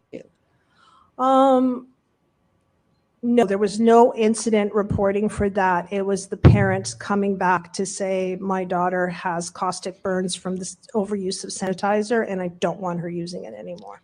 So there would be no path to document what was happening with that child and taking that information, sorry, I just lost my voice, I think, taking that information to the public health authorities. That I'm aware of. Okay, thank you. Is there one more question forthcoming? No. We do have an audience question for you, Cassandra, as well.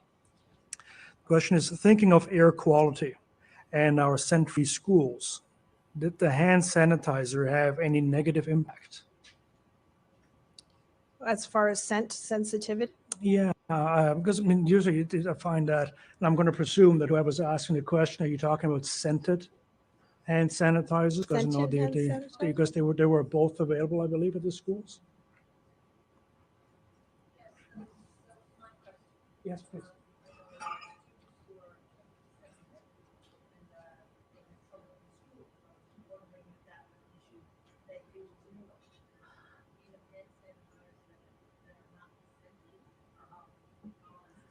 Have a smell to them. Yeah, yeah. In my class personally, I didn't notice any scent sensitivities to the sanitizer, only the physical sensitivities of rash, the burns, things like that.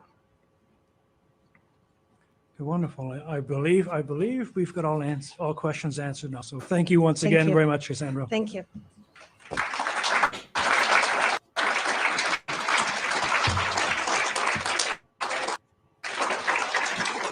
Thank you all. The hearings will rise for the day and reconvene tomorrow at 9 a.m. Thank you.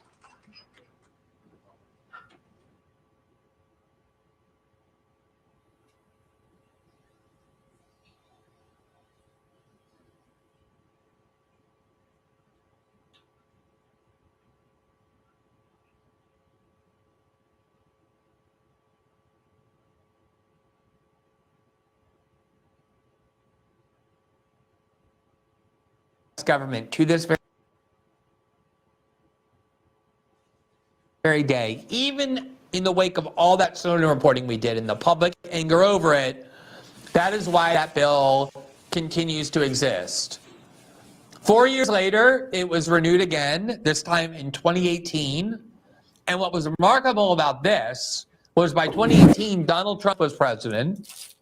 And it was very common for Democrats to call Trump a new Hitler, to warn that he was attempting to install a new white supremacist dictatorship, that he was an existential threat to the republic, all the things that we still hear and heard back then about Donald Trump from Democrats. And yet, they were able to keep this bill intact, this warrantless spying power fully empowered with no reforms. We're going to pull out of that. Going to take a break, and I've got some other stuff queued up. Going to go back a little bit to what's going on with the banking crisis. I've got a Peter Schiff thing set.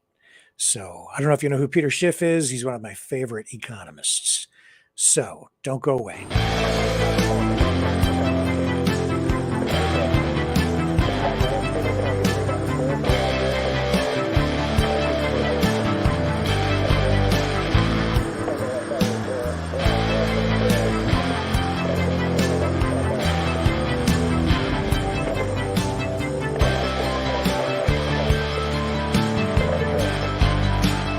Maverick News. Fighting for freedom. The New World Order. Government overreach. The Great Reset. Mainstream media lies. Now more than ever, independent voices are needed. Donate now at freedomreporters.com. That's freedomreporters.com. Maverick News. The antivirus program for your mind.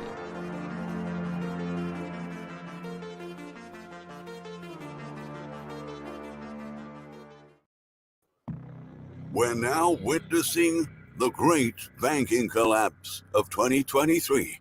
And you should probably buckle up because this is going to be a wild ride. The dominoes are falling faster than anyone expected. And if you thought the bank failures were over, think again. The whole system is at risk. And a new report from credit rating firm Moody's Analytics confirms that more institutions are about to crumble in the months ahead. That's what we're going to expose in today's video. But before moving on, we kindly ask you to support our work with a thumbs up and don't forget to subscribe. When the cryptocurrency exchange firm FTX collapsed in November 2022, that should have raised some major red flags in the financial world. But the scandal was rapidly foreshadowed by the next hard topic, and the focus was removed from the downfall that resulted in $51 billion lost in collateral. Sadly, that was only the first domino to fall, and now a cascading failure is in motion. In the last 7 days, we have seen the second and third largest bank collapses in the history of the United States. But the truth is that the demise of Silicon Valley Bank and Signature Bank won't be unique cases. The Federal Reserve generated a $620 billion black hole in our banking system by aggressively raising interest rates, and our quadrillion-dollar derivatives pyramid scheme is shaking right upon us. Now, policymakers are desperately trying to fix things by recklessly spraying money around when they're actually going to need a much bigger hose. The speed at which financial institutions can break down in the digital era is absolutely breathtaking. According to the Wall Street Journal, in a single day last week, $42 billion were withdrawn from Silicon Valley Bank, leaving the financial institution with $1 billion in negative cash balance, the company said in a regulatory filing. Experts say that the staggering bank runs unfolded at a pace that could only be enabled by online banking, with panic spreading on social media platforms and chat groups fueling mass withdrawals. In the day leading up to the bank's collapse, several famous investors used their Twitter accounts to warn about the threatening situation, with many of them urging startups to rethink where they kept their cash. Founders and CEOs then shared tweets about the risks facing the bank in private Slack channels. Meanwhile, on the other side of the screen, multiple startup leaders rushed to withdraw funds online. So many, in fact, that the online system went down. Still, the end result was a modern race to withdraw funds, which House Financial Services Chair Patrick McHenry later described in a statement as the first Twitter-fueled bank run. Even back in the ancient days, way before we had any form of modern communication, this stuff tended to be rumors that moved really fast. The reason it would happen is people would walk down the street and observe people standing outside of banks. Andrew Metrick, professor of finance and management at the Yale School of Management, explained. Now, we don't have to do that, but we have Twitter. You should be absolutely terrified right now. Jason Calacanis, a tech investor, wrote on Twitter, all in capital letters this Sunday, "That is the proper reaction," he emphasized, again in capital letters. Right after that, Signature Bank was also hit by a withdrawal tsunami, which then led many other regional banks to also see massive outflows, leaving the question of which banks will be the next to implode. On Tuesday, a new report by the credit ratings firm Moody's Analytics revealed some alarming information about the U.S. banking sector. In a harsh blow to an already reeling sector, Moody's cut its view on the entire banking system to negative from stable, CNBC reported. The firm said the action was a response to the key bank failures that prompted regulators to step in with a dramatic rescue plan for depositors and other institutions impacted by the crisis. We have changed to negative from stable our outlook of the U.S. banking system to reflect the rapid deterioration in the operating environment following deposit runs at Silicon Valley Bank, Silvergate Bank, and Signature Bank, and the failures of SVB and SNY, Moody's outlined in a report. The firm's move can have ripple effects because it can impact credit ratings and thus borrowing costs for the entire sector. In the report, the rating agency said that despite the extraordinary actions taken to shore up impacted banks, other institutions with unrealized losses or uninsured depositors still could be at risk.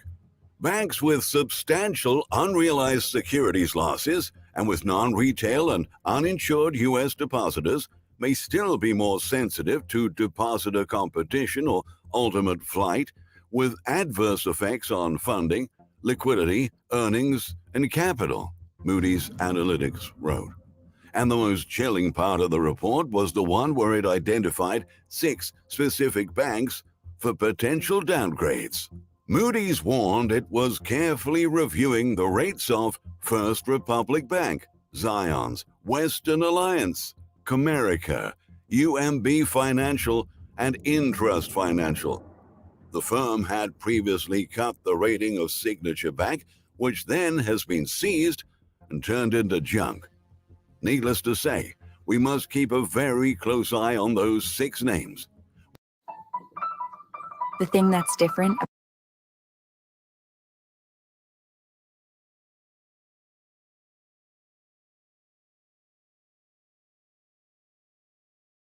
and be exacerbated by ongoing monetary policy tightening, with interest rates likely to remain higher for longer until inflation returns to within the Fed's target range, Moody's said.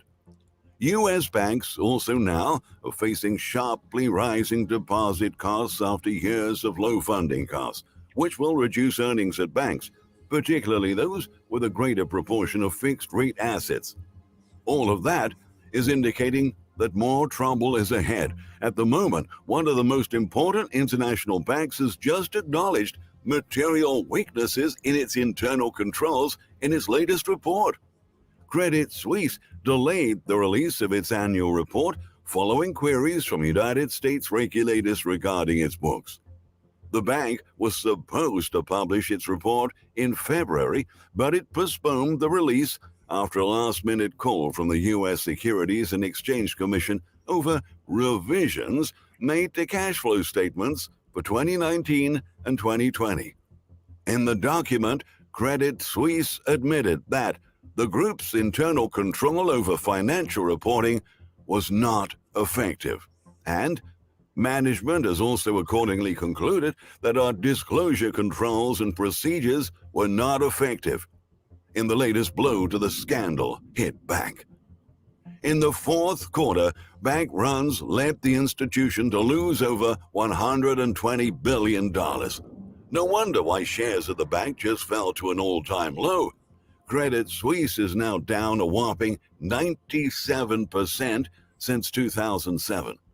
The bank has been in trouble for years, but in the second half of 2022, it hit a breaking point. Oftentimes, such complex crises just take time to fully play out. A major example of that is the fact that insiders knew that Silicon Valley Bank was technically insolvent for months before it fatally collapsed. Financial analysts at Stratechery revealed that even though the bank had more assets than liabilities, a huge chunk of those assets could not be liquidated without causing a major loss. The big loser would be Silicon Valley Bank stockholders, who would forego all of the unrealized interest on the more attractive securities the bank could not buy in the meantime, which makes us understand why the stock lost 66% of its value last year, they stressed. The problem is that we now have many other financial institutions that are technically insolvent right now, and although they may survive for a while, a day of reckoning always arrives. This is like watching a slow-motion train wreck playing out right in front of our eyes. Neither policymakers at the Federal Reserve nor politicians in Washington will be able to stop it. They're actually making things worse. A separate report by the Wall Street Journal revealed that there were private buyers for Silicon Valley Bank that emerged that could potentially have bailed out the bank and prevented this huge mess from happening. But the administration rejected those buyers.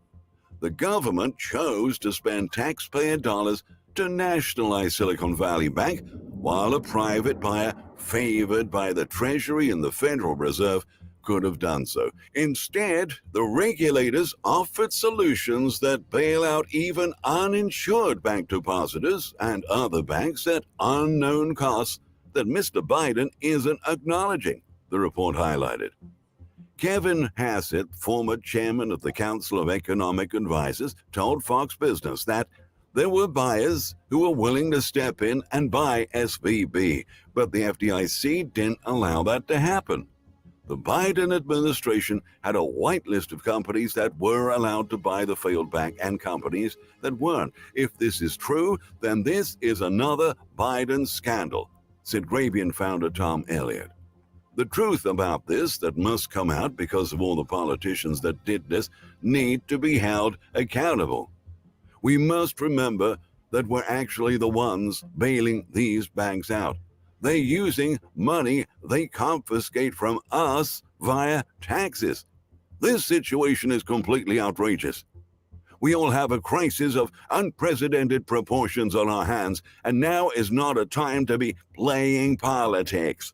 We must also remember that economic activity is slowing down all over the country, and large corporations are cutting thousands of jobs every week. Just a few days ago, the parent company of Facebook, Meta, announced a second round of layoffs. Another 10,000 employees will be laid off after the company cut more than 11,000 jobs in December, reducing its workforce by 13%. Last month, Meta posted declining profits and its third quarter of decreased revenue. Meta CEO Mark Zuckerberg, in a message to employees, said he made the difficult decision to make the cuts, adding that recruiting employees were expected to be impacted by the layoffs this week. We expect to announce restructurings and layoffs in our tech groups in late April and then our business groups in late May, Zuckerberg said, noting that it may take through the end of the year to complete these changes. The company will also close an additional 5,000 open roles, Zuckerberg said, and similarly,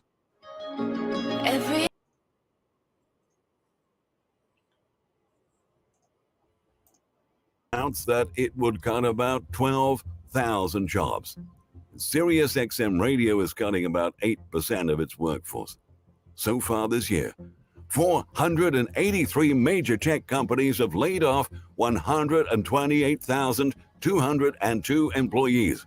That's according to data compiled by layoffs.fyi, the site that has tracked tech layoffs since March 2020.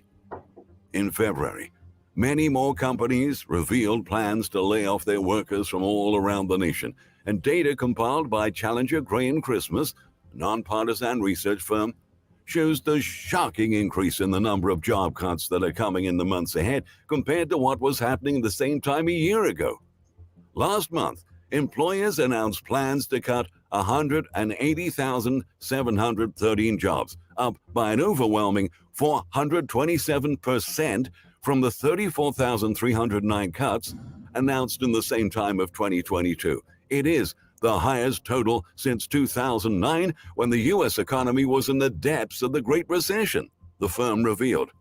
You heard that right, 427%.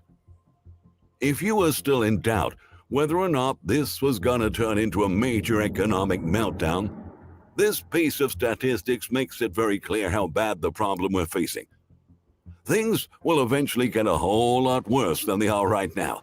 That's why we encourage our viewers to get ready for the incredibly challenging times that are approaching us, because they will truly change life as we know it.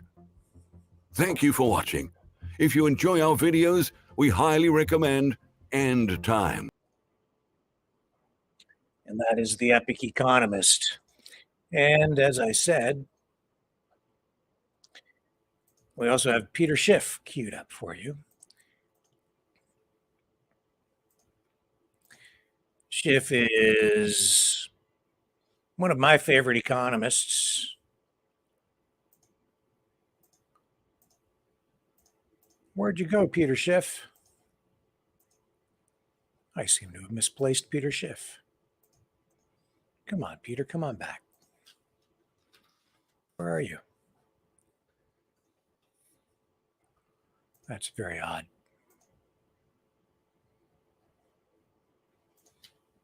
Well, I'll have him for you in just one moment.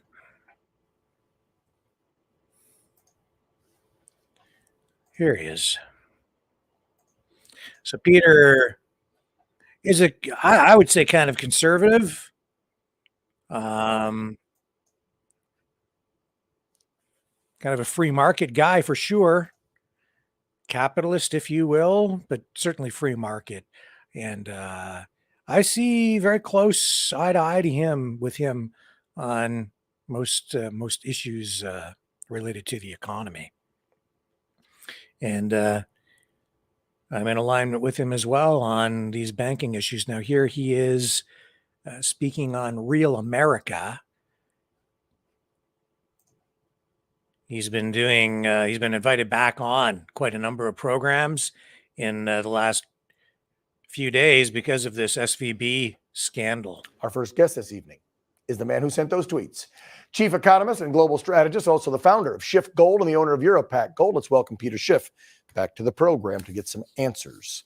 Peter, welcome back. So we saw this go down late Friday. We stuck it into our Friday show, and a lot of us behind the scenes were going, this is not going to end well. This is huge. When you start looking at the tech companies that kept their money there to the tunes of hundreds of millions, and then for Joe Biden to say, yeah, it's not going to cost the American taxpayer a penny.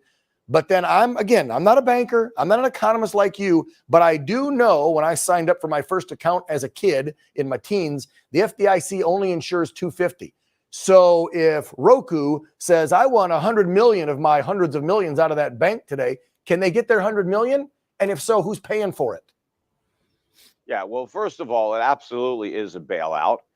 And even if the stockholders of these two banks are not getting bailed out, their wealthy customers are. You're talking about very sophisticated, high net worth individuals, corporations that had unsecured deposits. They should be losing, but they're not going to lose because they've been bailed out by the government. You know, what we are experiencing now, this is the beginning of the 2023 financial crisis, which is going to be a lot worse than the one we had in 2008. In fact, it was the government's 0% interest rate policy and quantitative easing that sowed the seeds for this crisis. Of course, they created the 2008 crisis, and this one is even bigger.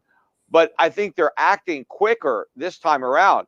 In the 2008 financial crisis, they raised the limit on insurers' deposits from 100,000 to 250 because it was 100,000 before 2008. Now it's basically unlimited.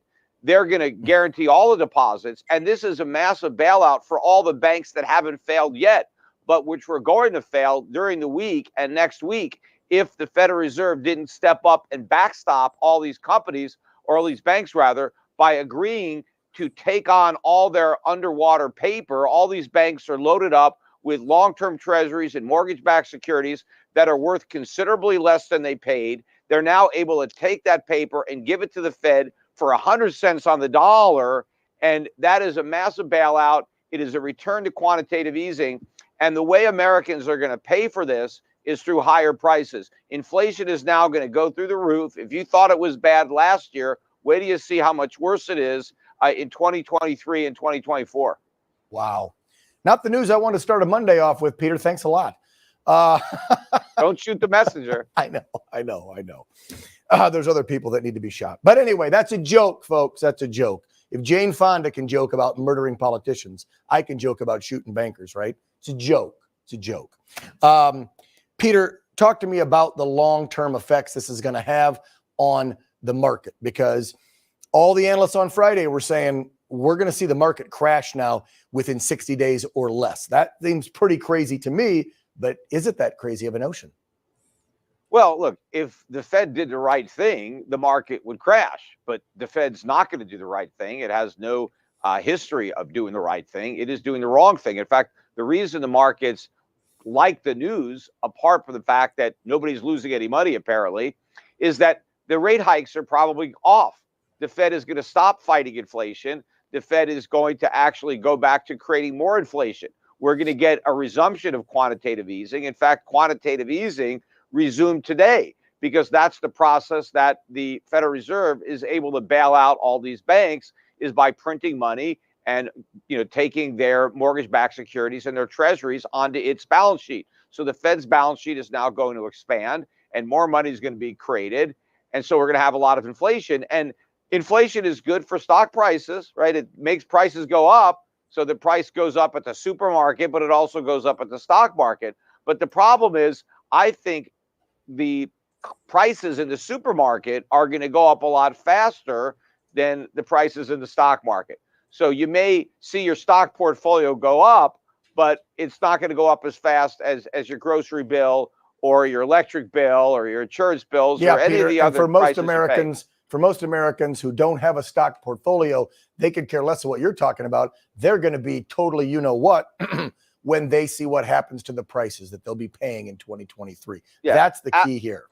Yeah, absolutely. I mean, the people who had money on deposit at this bank, they're the ones that should have lost. But because they got bailed out, everybody is going to lose.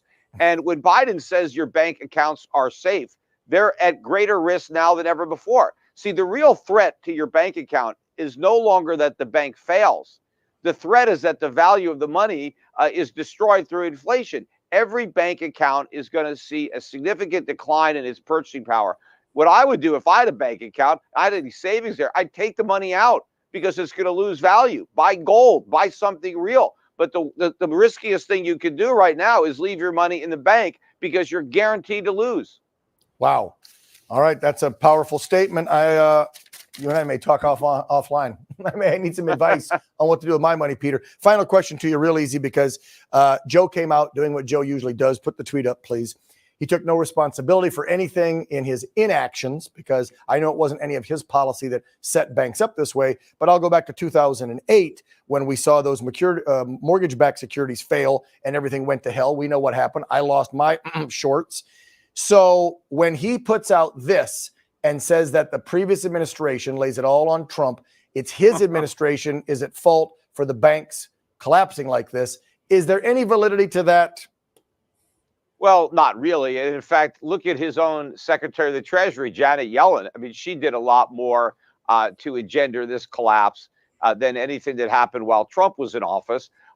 But I'm not going to completely absolve Donald Trump for the deficits spending that occurred under his watch. He was helping to create the deficits that the Federal Reserve was monetizing.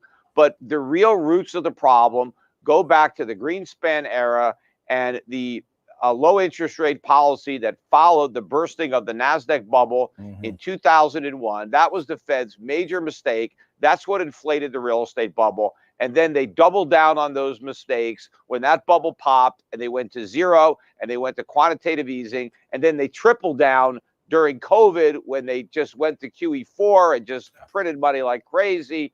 And we're now experiencing the consequences. You know, the Fed made a deal with the devil back in 2001 when QE started, and it took 20 years, but the devil is now here to collect.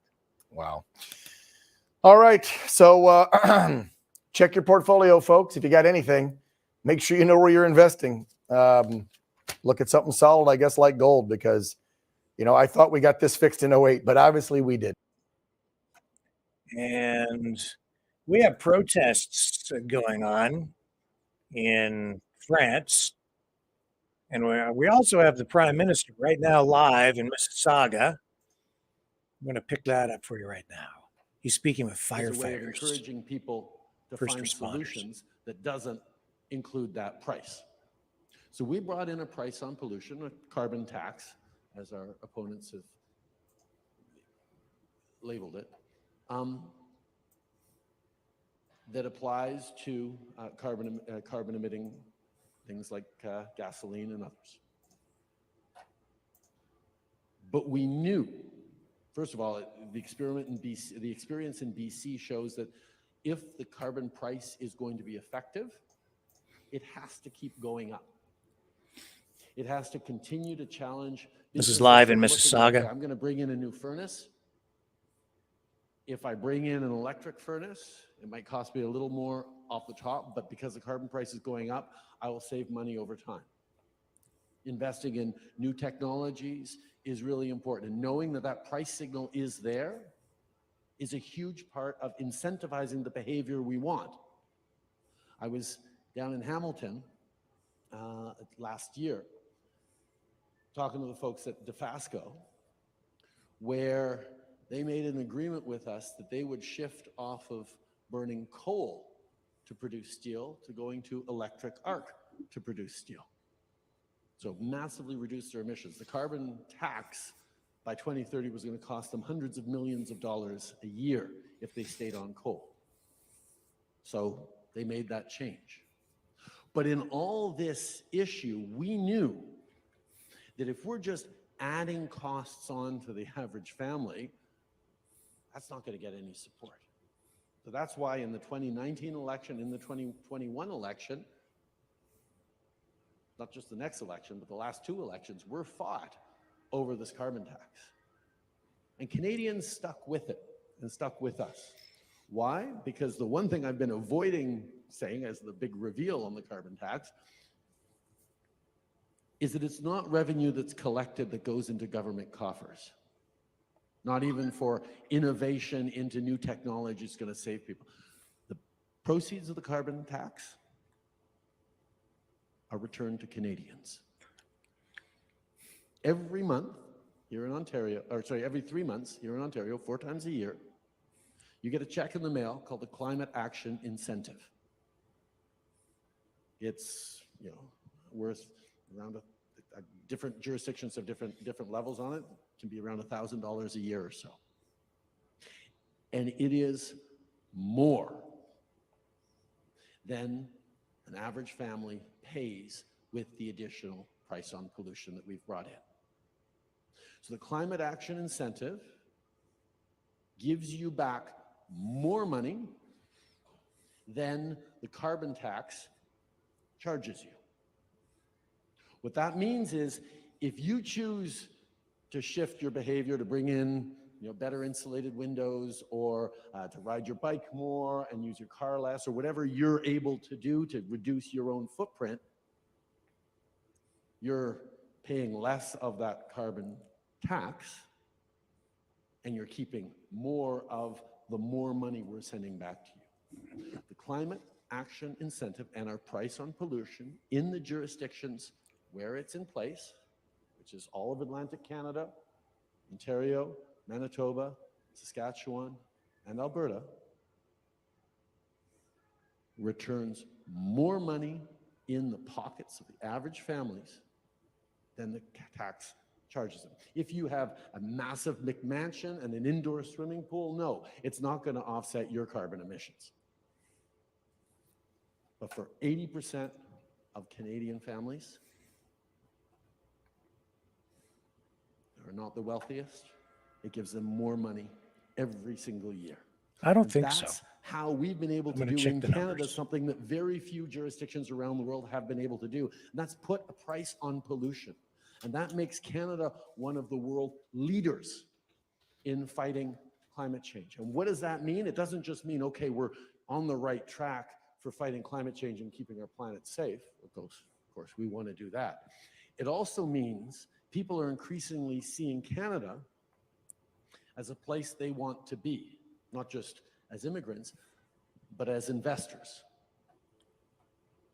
Volkswagen just decided to build its very first battery plant outside of Europe in Canada. We've seen billions of dollars of investment in electric vehicles, in electric batteries, in critical minerals, the kinds of lithium that goes in every battery that we have in our cell phones and our cars is available pretty much 80% only from China. Canada has lithium. We are now building critical mineral supply chains because after having seen Russia weaponize oil and gas and natural resources in its attack on Ukraine and its pressures on Europe, people are realizing, oh, we want to do business, and we want our resilient supply chains to be linked to countries that we can trust. And of course, everyone trusts Canada. And that's why companies around the world are looking at Canada, because we have been investing in the fight against climate change. We have been innovating in clean tech, in green. So I'm just looking it up here. And according to the Canadian Taxpayers Federation, the carbon tax is not revenue neutral. At least it wasn't in 2021. Here's the article from the Canadian Taxpayers Federation, which indicates, as an example, in Ontario, the report that they have here shows that the federal government collected $218 million more through the carbon tax than it rebated in 2019 and 2020. So that's the most recent information that I have available here. So that means the government does collect more than it gives back through the carbon tax. And we're going to go to Paris, France, and other locations in France where there are protests because of pension reforms that are being rammed through by Mr. Macron in France. And there's also a garbage strike in the capital of France, in Paris. And people are out protesting that as well. Here we go. These are the scenes tonight in the heart of the French capital, with French riot police being pelted with cobblestones, responding with tear gas and water cannon.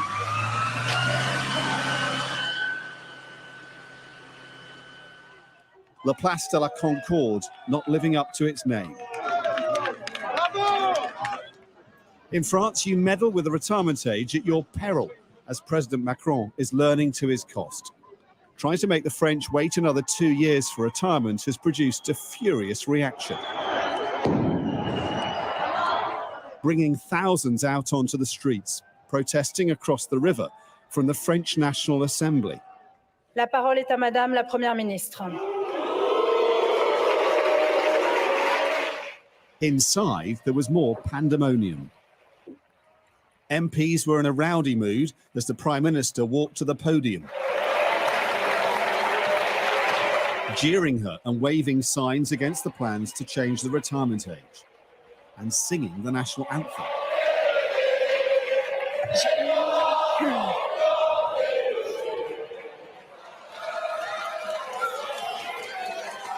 Aussi, sur le fondement de l'article 49, Elizabeth Bourne fought to be heard as she announced the government would be forcing the changes through Parliament without a vote.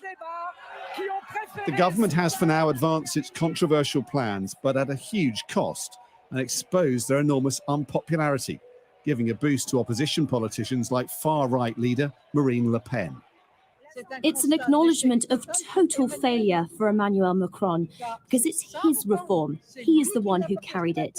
It was even the only one he defended during the presidential campaign, so it's his personal failure.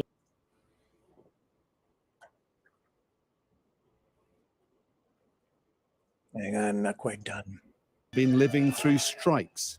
Rubbish has been left to rot uncollected on the streets, and huge protests have gathered momentum. That unrest now looks likely to intensify. Dominic.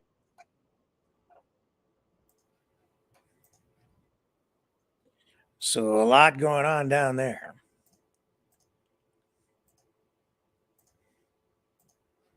Okay, give me a minute. Be right back. The New World Order. Government overreach. The Great Reset. Mainstream media lies. Now more than ever, independent voices are needed. Donate now at freedomreporters.com. That's freedomreporters.com. Maverick News. The antivirus program for your mind.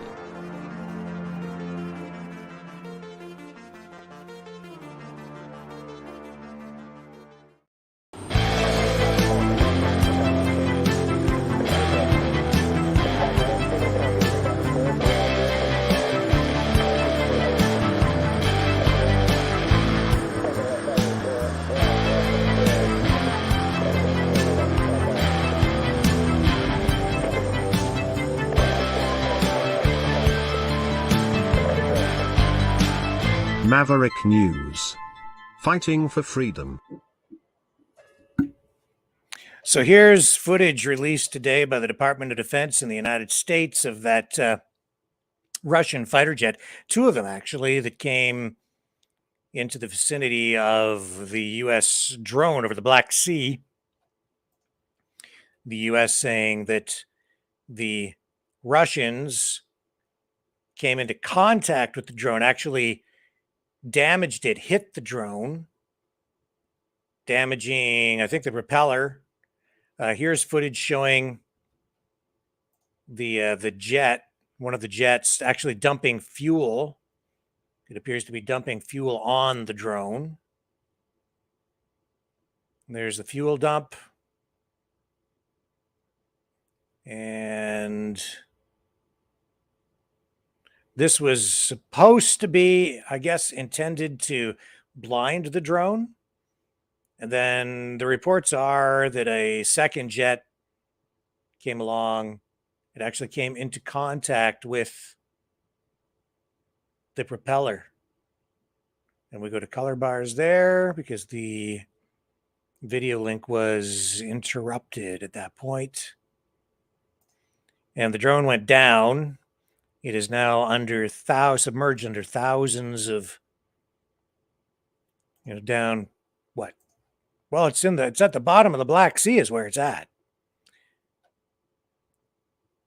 Russia denies hitting the drone. Russia also has indicated that they may try to recover it if it is in the national interests or the defense interests of Russia. There are concerns that this could escalate tensions and escalate the conflict between the U.S. and Russia.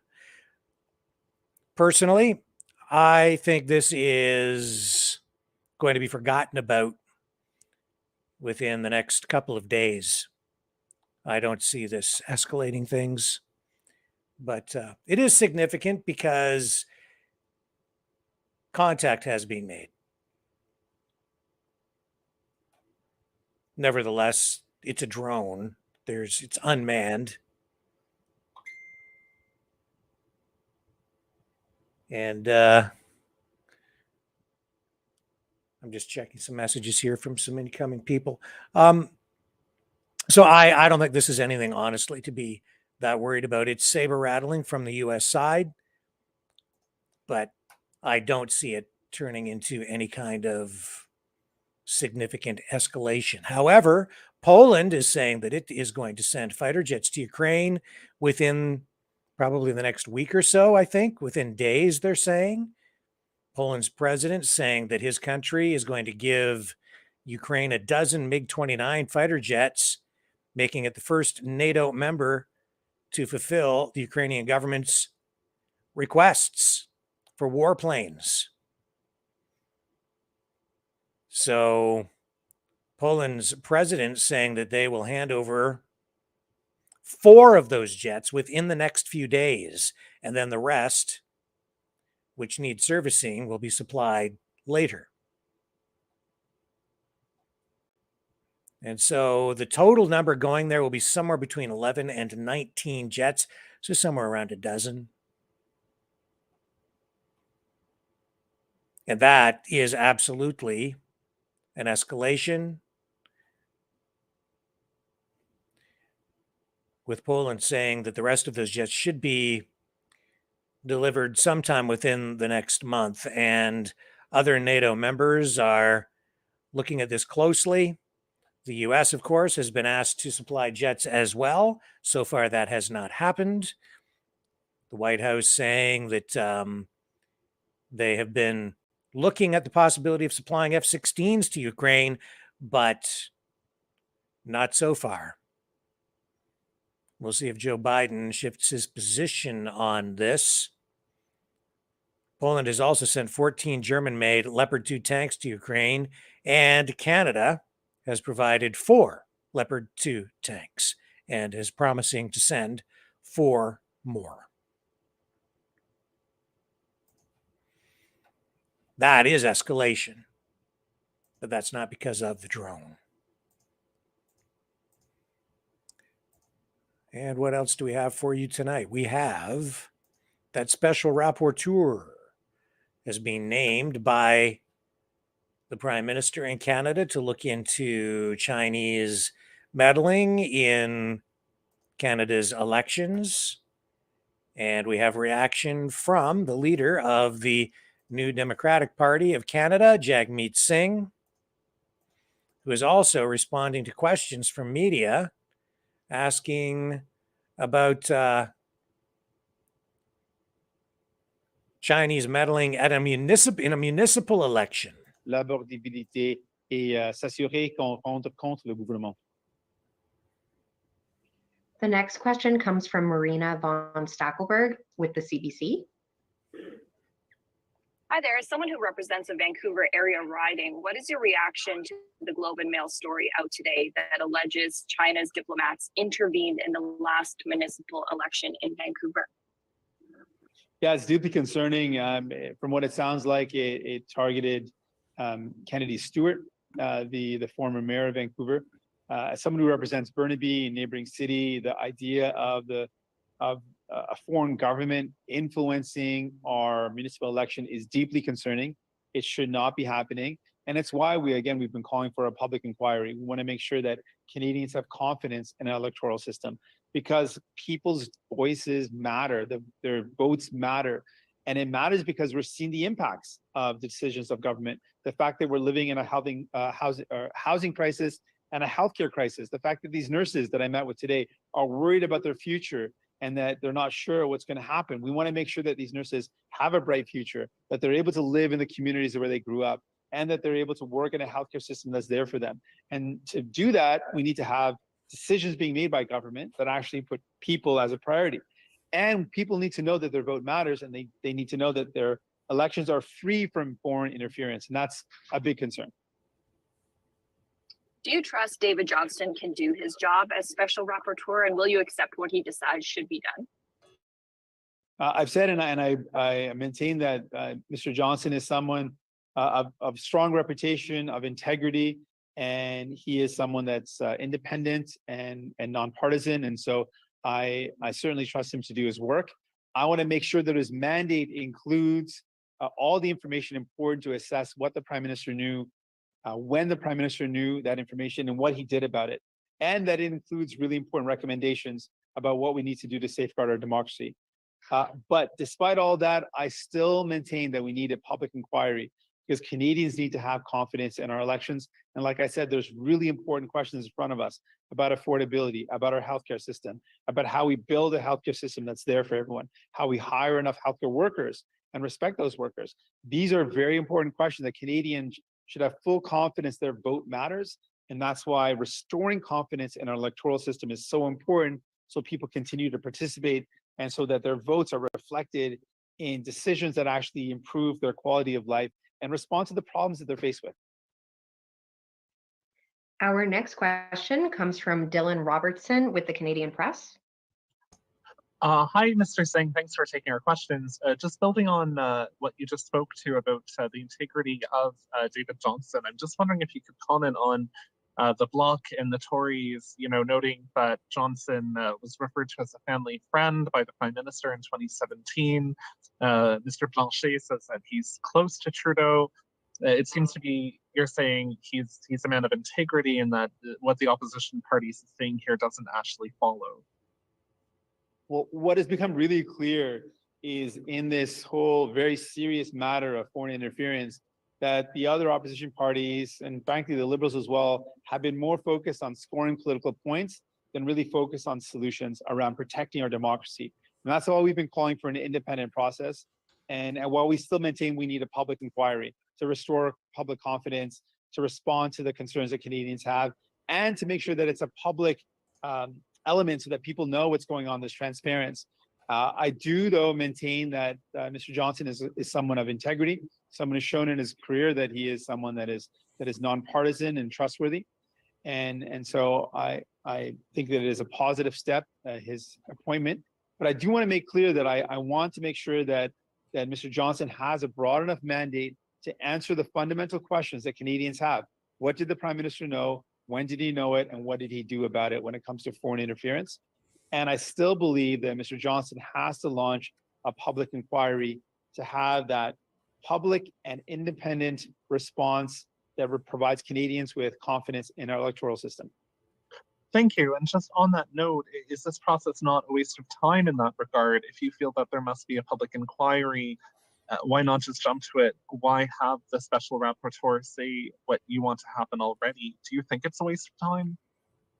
Well, I have said from the beginning that there should be a public inquiry, and I think that's what the government should have announced. They've announced instead a special rapporteur, and the person named Mr. Johnson is someone that I think is a credible person, is someone that's of integrity, nonpartisan, and independent. So I trust them to do the work.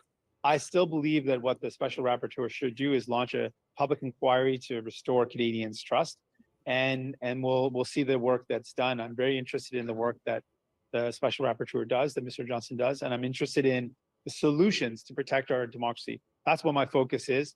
And again, I will continue to raise concerns that we need a public inquiry, and we'll see the work that Mr. Johnson does. This concludes our press conference. Okay. So let's take another break. We'll be right back. Don't go away.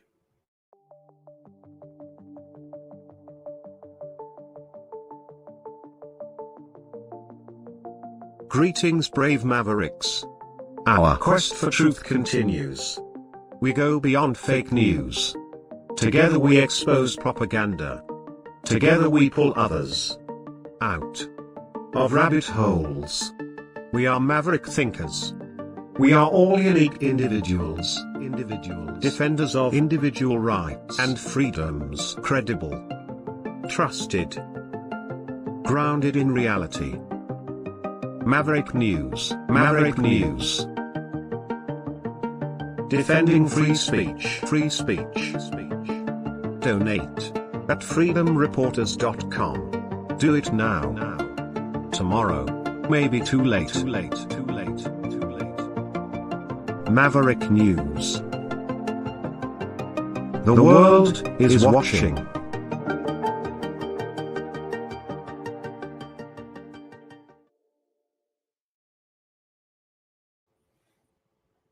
Very, very sad day today in Edmonton.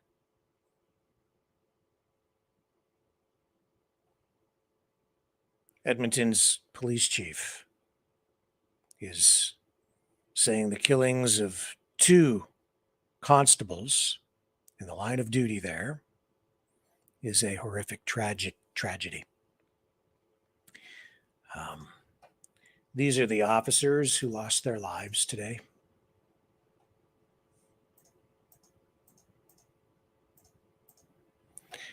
Constable Travis Jordan,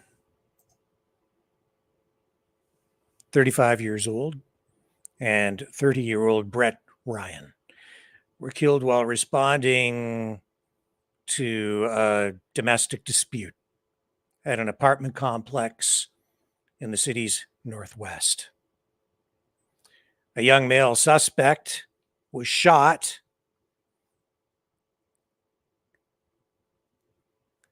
and he is dead as well. A woman at the scene was taken to hospital with serious injuries. Police have not confirmed the age of the suspect or his relationship with the woman who was injured. Neither police or Alberta Health Services have provided an update on the woman's condition so far this evening. Now, there are people at the scene who are telling journalists that the suspect was just 16 years old.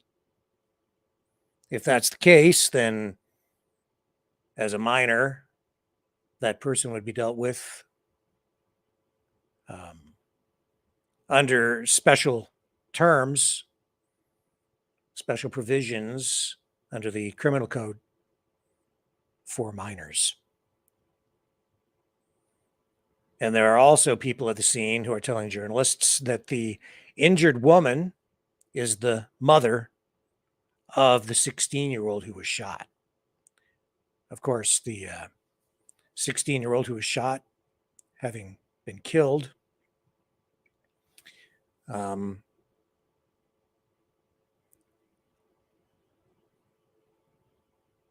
so what I'm really saying here is that the release of the 16-year-old's name, the relationship with the mother, that's why we're getting this veiled release of information, is really what I'm trying to say. It's not because you're always dealing with minors in a different way than you do with adults. So Police Chief Dale McPhee, obviously very emotional, and the entire community is mourning the loss of these two officers tonight out in Edmonton.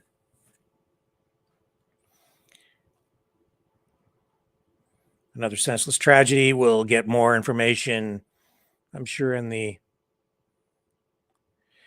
days ahead. But anytime you're dealing with a young offender, even if they're deceased, the release of information is handled in a slightly different way.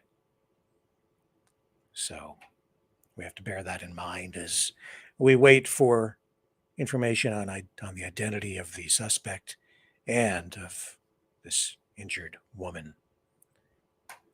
in Edmonton.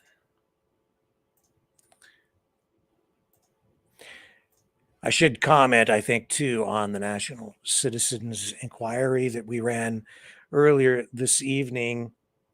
Riveting testimony from people who obviously have been impacted in dramatic ways because of the vaccine.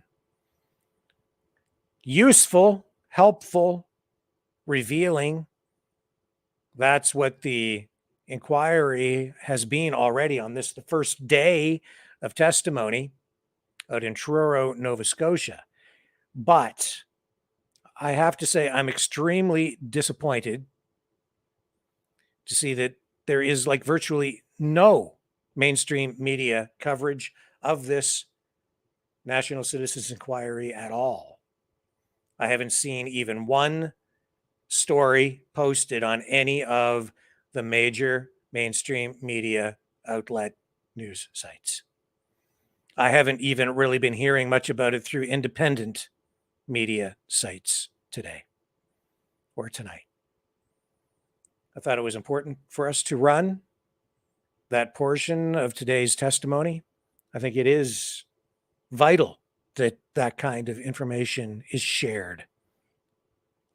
And I absolutely salute Preston Manning and the others who have helped to organize, coordinate, bring that inquiry to Canadians, make it a reality. It's vital because it's going to reveal information. It's going to give people a voice who would otherwise be voiceless. It gives their stories credibility. It creates a forum for discussion that otherwise would not exist.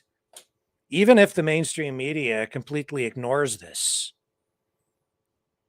the information they are bringing forward will ultimately be undeniable, and it will add to the volume of evidence. And not just evidence, but just personal accounts for the record, for history, for Canadians, for future generations. I'm certain that in the years ahead, for future generations, this will be an era which they can look back upon to learn lessons. These are very dark times.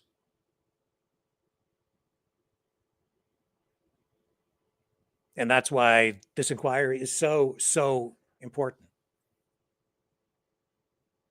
Well, the government is still actively trying to suppress information. This process forces it into the light. And that is where we will find balance. That is where we will find ultimately some level of truth. And it's important for us to make sure that is recorded so that the mistakes that have been made over the past 3 years are hopefully not repeated.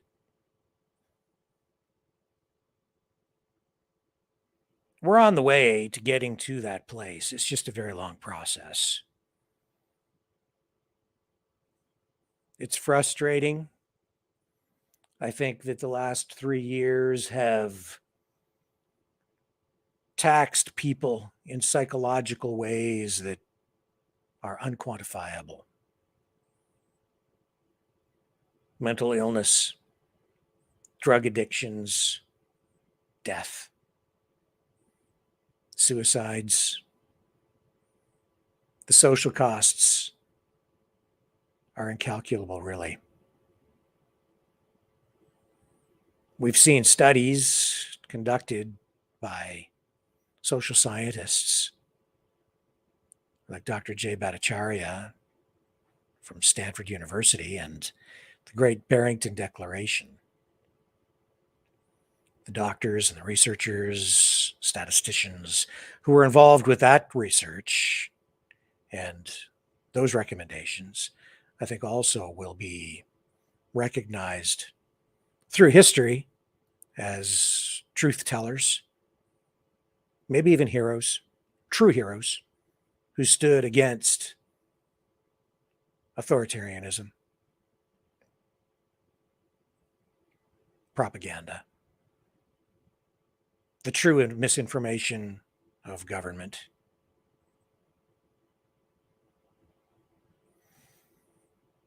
And this inquiry does get us closer to the truth, so I wanted to make sure we ran some of that tonight. That's one of the main reasons we set this channel up to begin with. And I have to say, I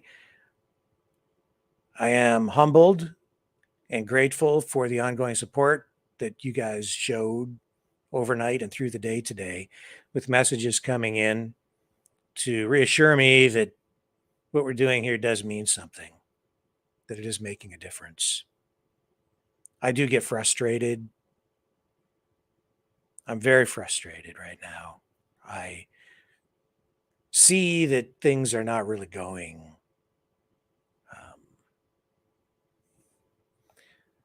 smoothly. I think we're winning, but we're winning in spite, I think, of some of the efforts out there.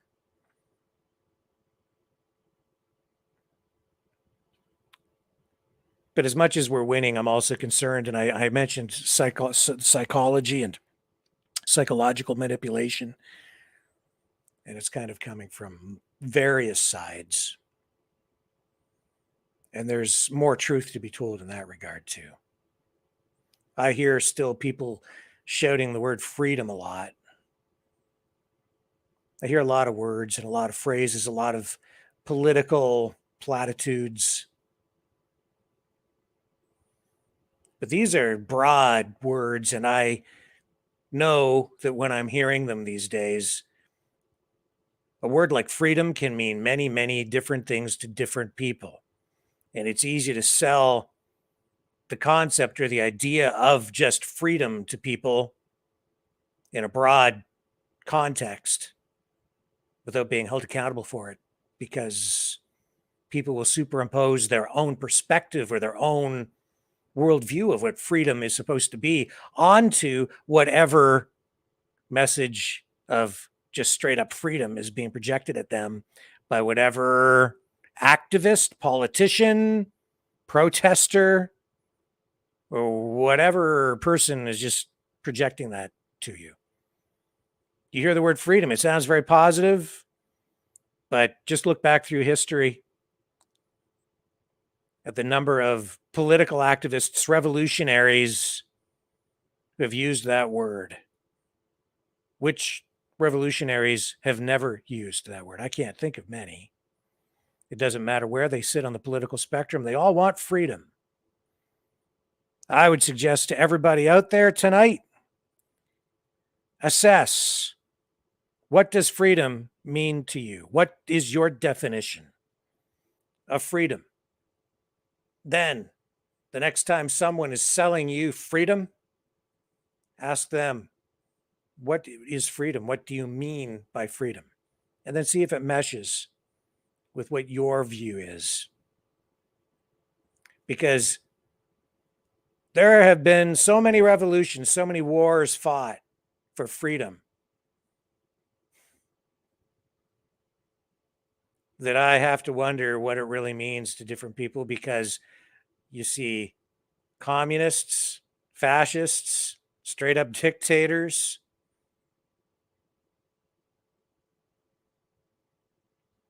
and politicians and bureaucrats pushing democracies. Well, what they claim are democracies. Is it neoliberalism? Is it libertarianism? Is it libertarian Marxism? Is it anarchy? What represents freedom? Is it lack of government, or is it heavy-duty government? What is it? What does freedom mean to you? Because I'm just realizing, not just now, but I've come to the conclusion over the last 3 years that freedom means a lot of different things to a lot of different people. It's a very all-encompassing term, word. Be careful. Be very, very, very, very careful. You might just get what you didn't ask for because you didn't define the words that were being sold to you. I'll be right back.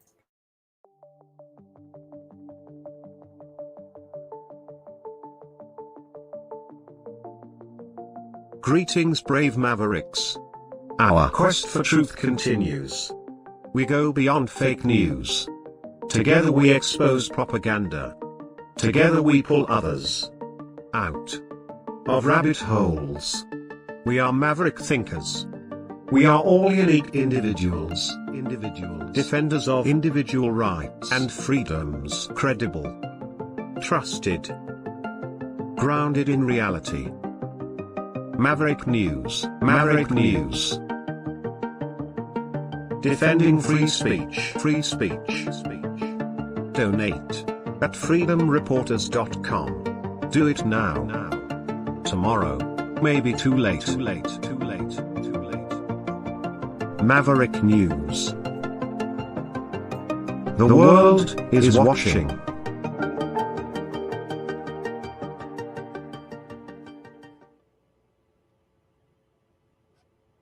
And now time to go back to the future, 1920 style.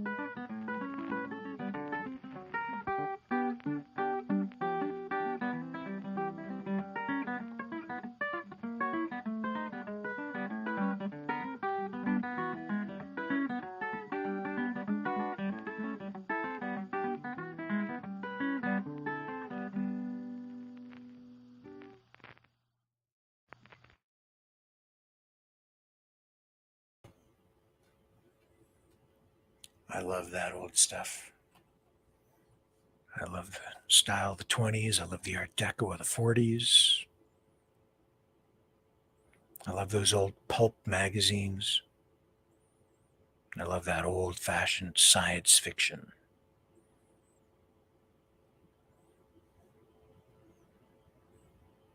Still holds up today. The designs, the lines.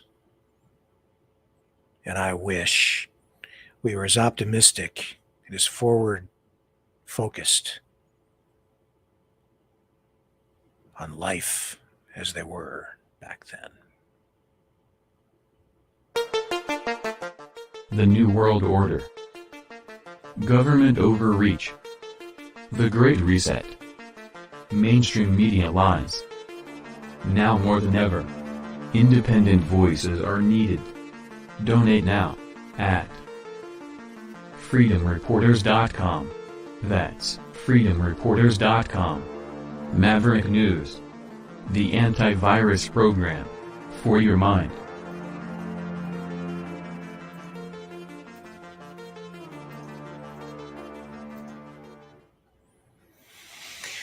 Okay, folks, that gets us to 8:44 p.m. And what we're going to do tonight is we're going to wrap things up. I appreciate everybody stopping back in and hanging around, hanging out, fighting for real freedom. We'll do it all again tomorrow, 6 p.m. Eastern Standard Time, here on the Maverick News Channel, because we have the antivirus programs for your mind.